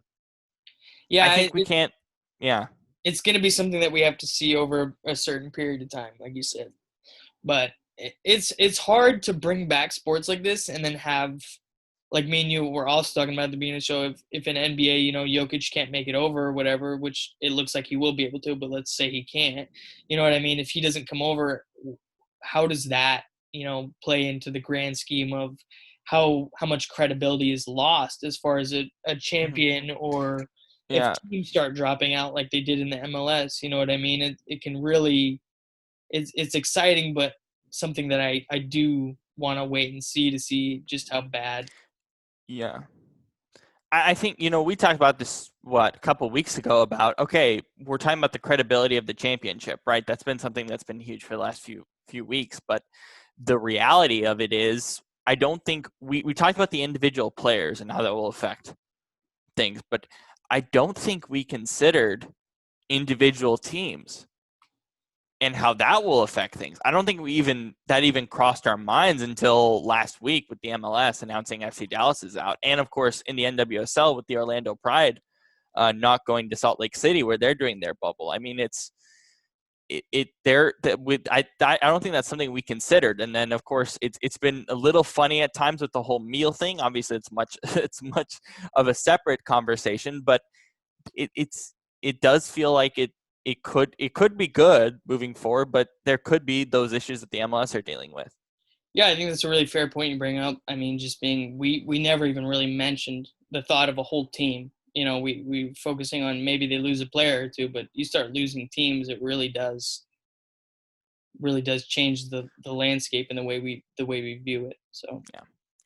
And then I think lastly, we wanted to talk about Paul Pogba. So I kind of want you, obviously being the more international soccer fan of the group, talk about that whole saga of Paul Pogba maybe wanting to leave Man United, and that being the case, because it kind of reminds me of Neymar too, of like wanting to go back to Barcelona and all that stuff. But talk about sort of Paul Pogba and his story with Man United. yeah, so originally Pogba gets transferred, to Man U, and by all accounts, he's extremely happy. It was the destination he wanted to go to. And it seemed like it was going to be a really good fit for him. Like you said, it almost kind of reminds you of Neymar. That's a really fair comparison, actually, because when you think about it, both these guys, wanted out of the situations they were in to kind of go be more or less on their own than what they were. You know what I mean? I think especially Neymar going to PSG was a little more isolation for him, a little bit more of a star setting for him. Pogba, the same thing. I think he got a lot more, viewership being at Man U, obviously being the club that it is and the international powerhouse for however many years. But I think these guys slowly realize that it's not all that it's cracked up to be. You know what I mean? And we've seen over, however long, Pogba's been asking for transfers. He wants out. He wants to go to Real Madrid. back to Juventus. I heard for a while, stuff like that. So, I think more or less the situation with Pogba in particular is him realizing that Man U is going to bring in some talent around him. Obviously, there's been rumors of Jadon Sancho going there, who's a rising star. I think a lot of these times these guys just want to play with better players. And sometimes the change of scenery that they think they're going to get to a certain club isn't always what they thought it was going to be. Like you said with Neymar, he wants to go back to Barcelona where, he's got a front three of Suarez, Messi, and him. So he's playing a pretty loaded, front line where he has good talent around him. And that doesn't guarantee winning. Let's be honest about that. Yeah, it doesn't. But it definitely takes a lot of pressure off you, and especially like I said with these guys wanting to go places where they're maybe a little bit more of the star, the spotlight's also going to be on you a lot more. Like when Pogba goes to Man U, he's in the spotlight because he's the face of the club now. Where leading up to that, he was thought of as a really good player, but not necessarily all the pressure was on him. Same thing with Neymar going to PSG, a lot more pressure and stuff like that. So there's a lot of different avenues and stuff like that. These guys don't realize when they're just out playing football. When you've got Messi and Suarez next to you, you're not getting as much attention, game plan wise or press wise, which is something you and me have talked about in a lot of sports. You know what I mean? The pressure and the spotlight being on some of these guys is really a lot for some of these guys to handle. And I think it goes to show even more. Pogba and Neymar. I know I keep bringing up Neymar, but that's a name that you actually made a fair point. Those guys are both, I don't want to say immature, but always have been a little bit more outspoken in the way they've done things. You know what I mean? They've always been a little bit more careless in what they say to the media type of thing. So maybe that pressure and spotlight on them isn't a good thing. And I think they realize that later on. You know what I mean? And Pogba's been asking for a transfer, like I said, for however long. Yeah, years. And it's just, I think he's finally come to the realization that him asking for all these transfers isn't going to get him, like, overall what he wants, which is to not be, put under that much pressure and stuff like that. I think he's only attracting more attention and more pressure on himself to become a better football player. So, maybe Man U brings in a few other players to complement him I think he's realizing is better for him. Where, when he first went to Man U, what was it, 2 seasons ago? Yeah. Where he was the only guy. Man U was kind of in that awkward position where they bringing in different head coaches and stuff. They didn't really have a lot of talent around them. So maybe him realizing, they're finally in the position where they're bringing in talent is something where, he's happy again. So. Yeah. It was just I saw that at like 2 a.m. last night. I was like, maybe we should talk about this because I just find this bizarre how players like transfer, and then eventually they're just like, I'm good. Yeah. It's like I don't understand it. Yeah, so soccer transfers are like you said, one of the weirdest ones because you will get guys who bounce around a lot, and then eventually I think they almost give up, type of thing where they're just like, you know what, I'm just gonna settle down. It just is what it is. Yeah. All right. So good show today, man. Yeah, good stuff. Really good stuff. Last thing I want to say though, I can't tune off without saying the blessed era is gonna continue. Okay. You're good with Holloway here, man.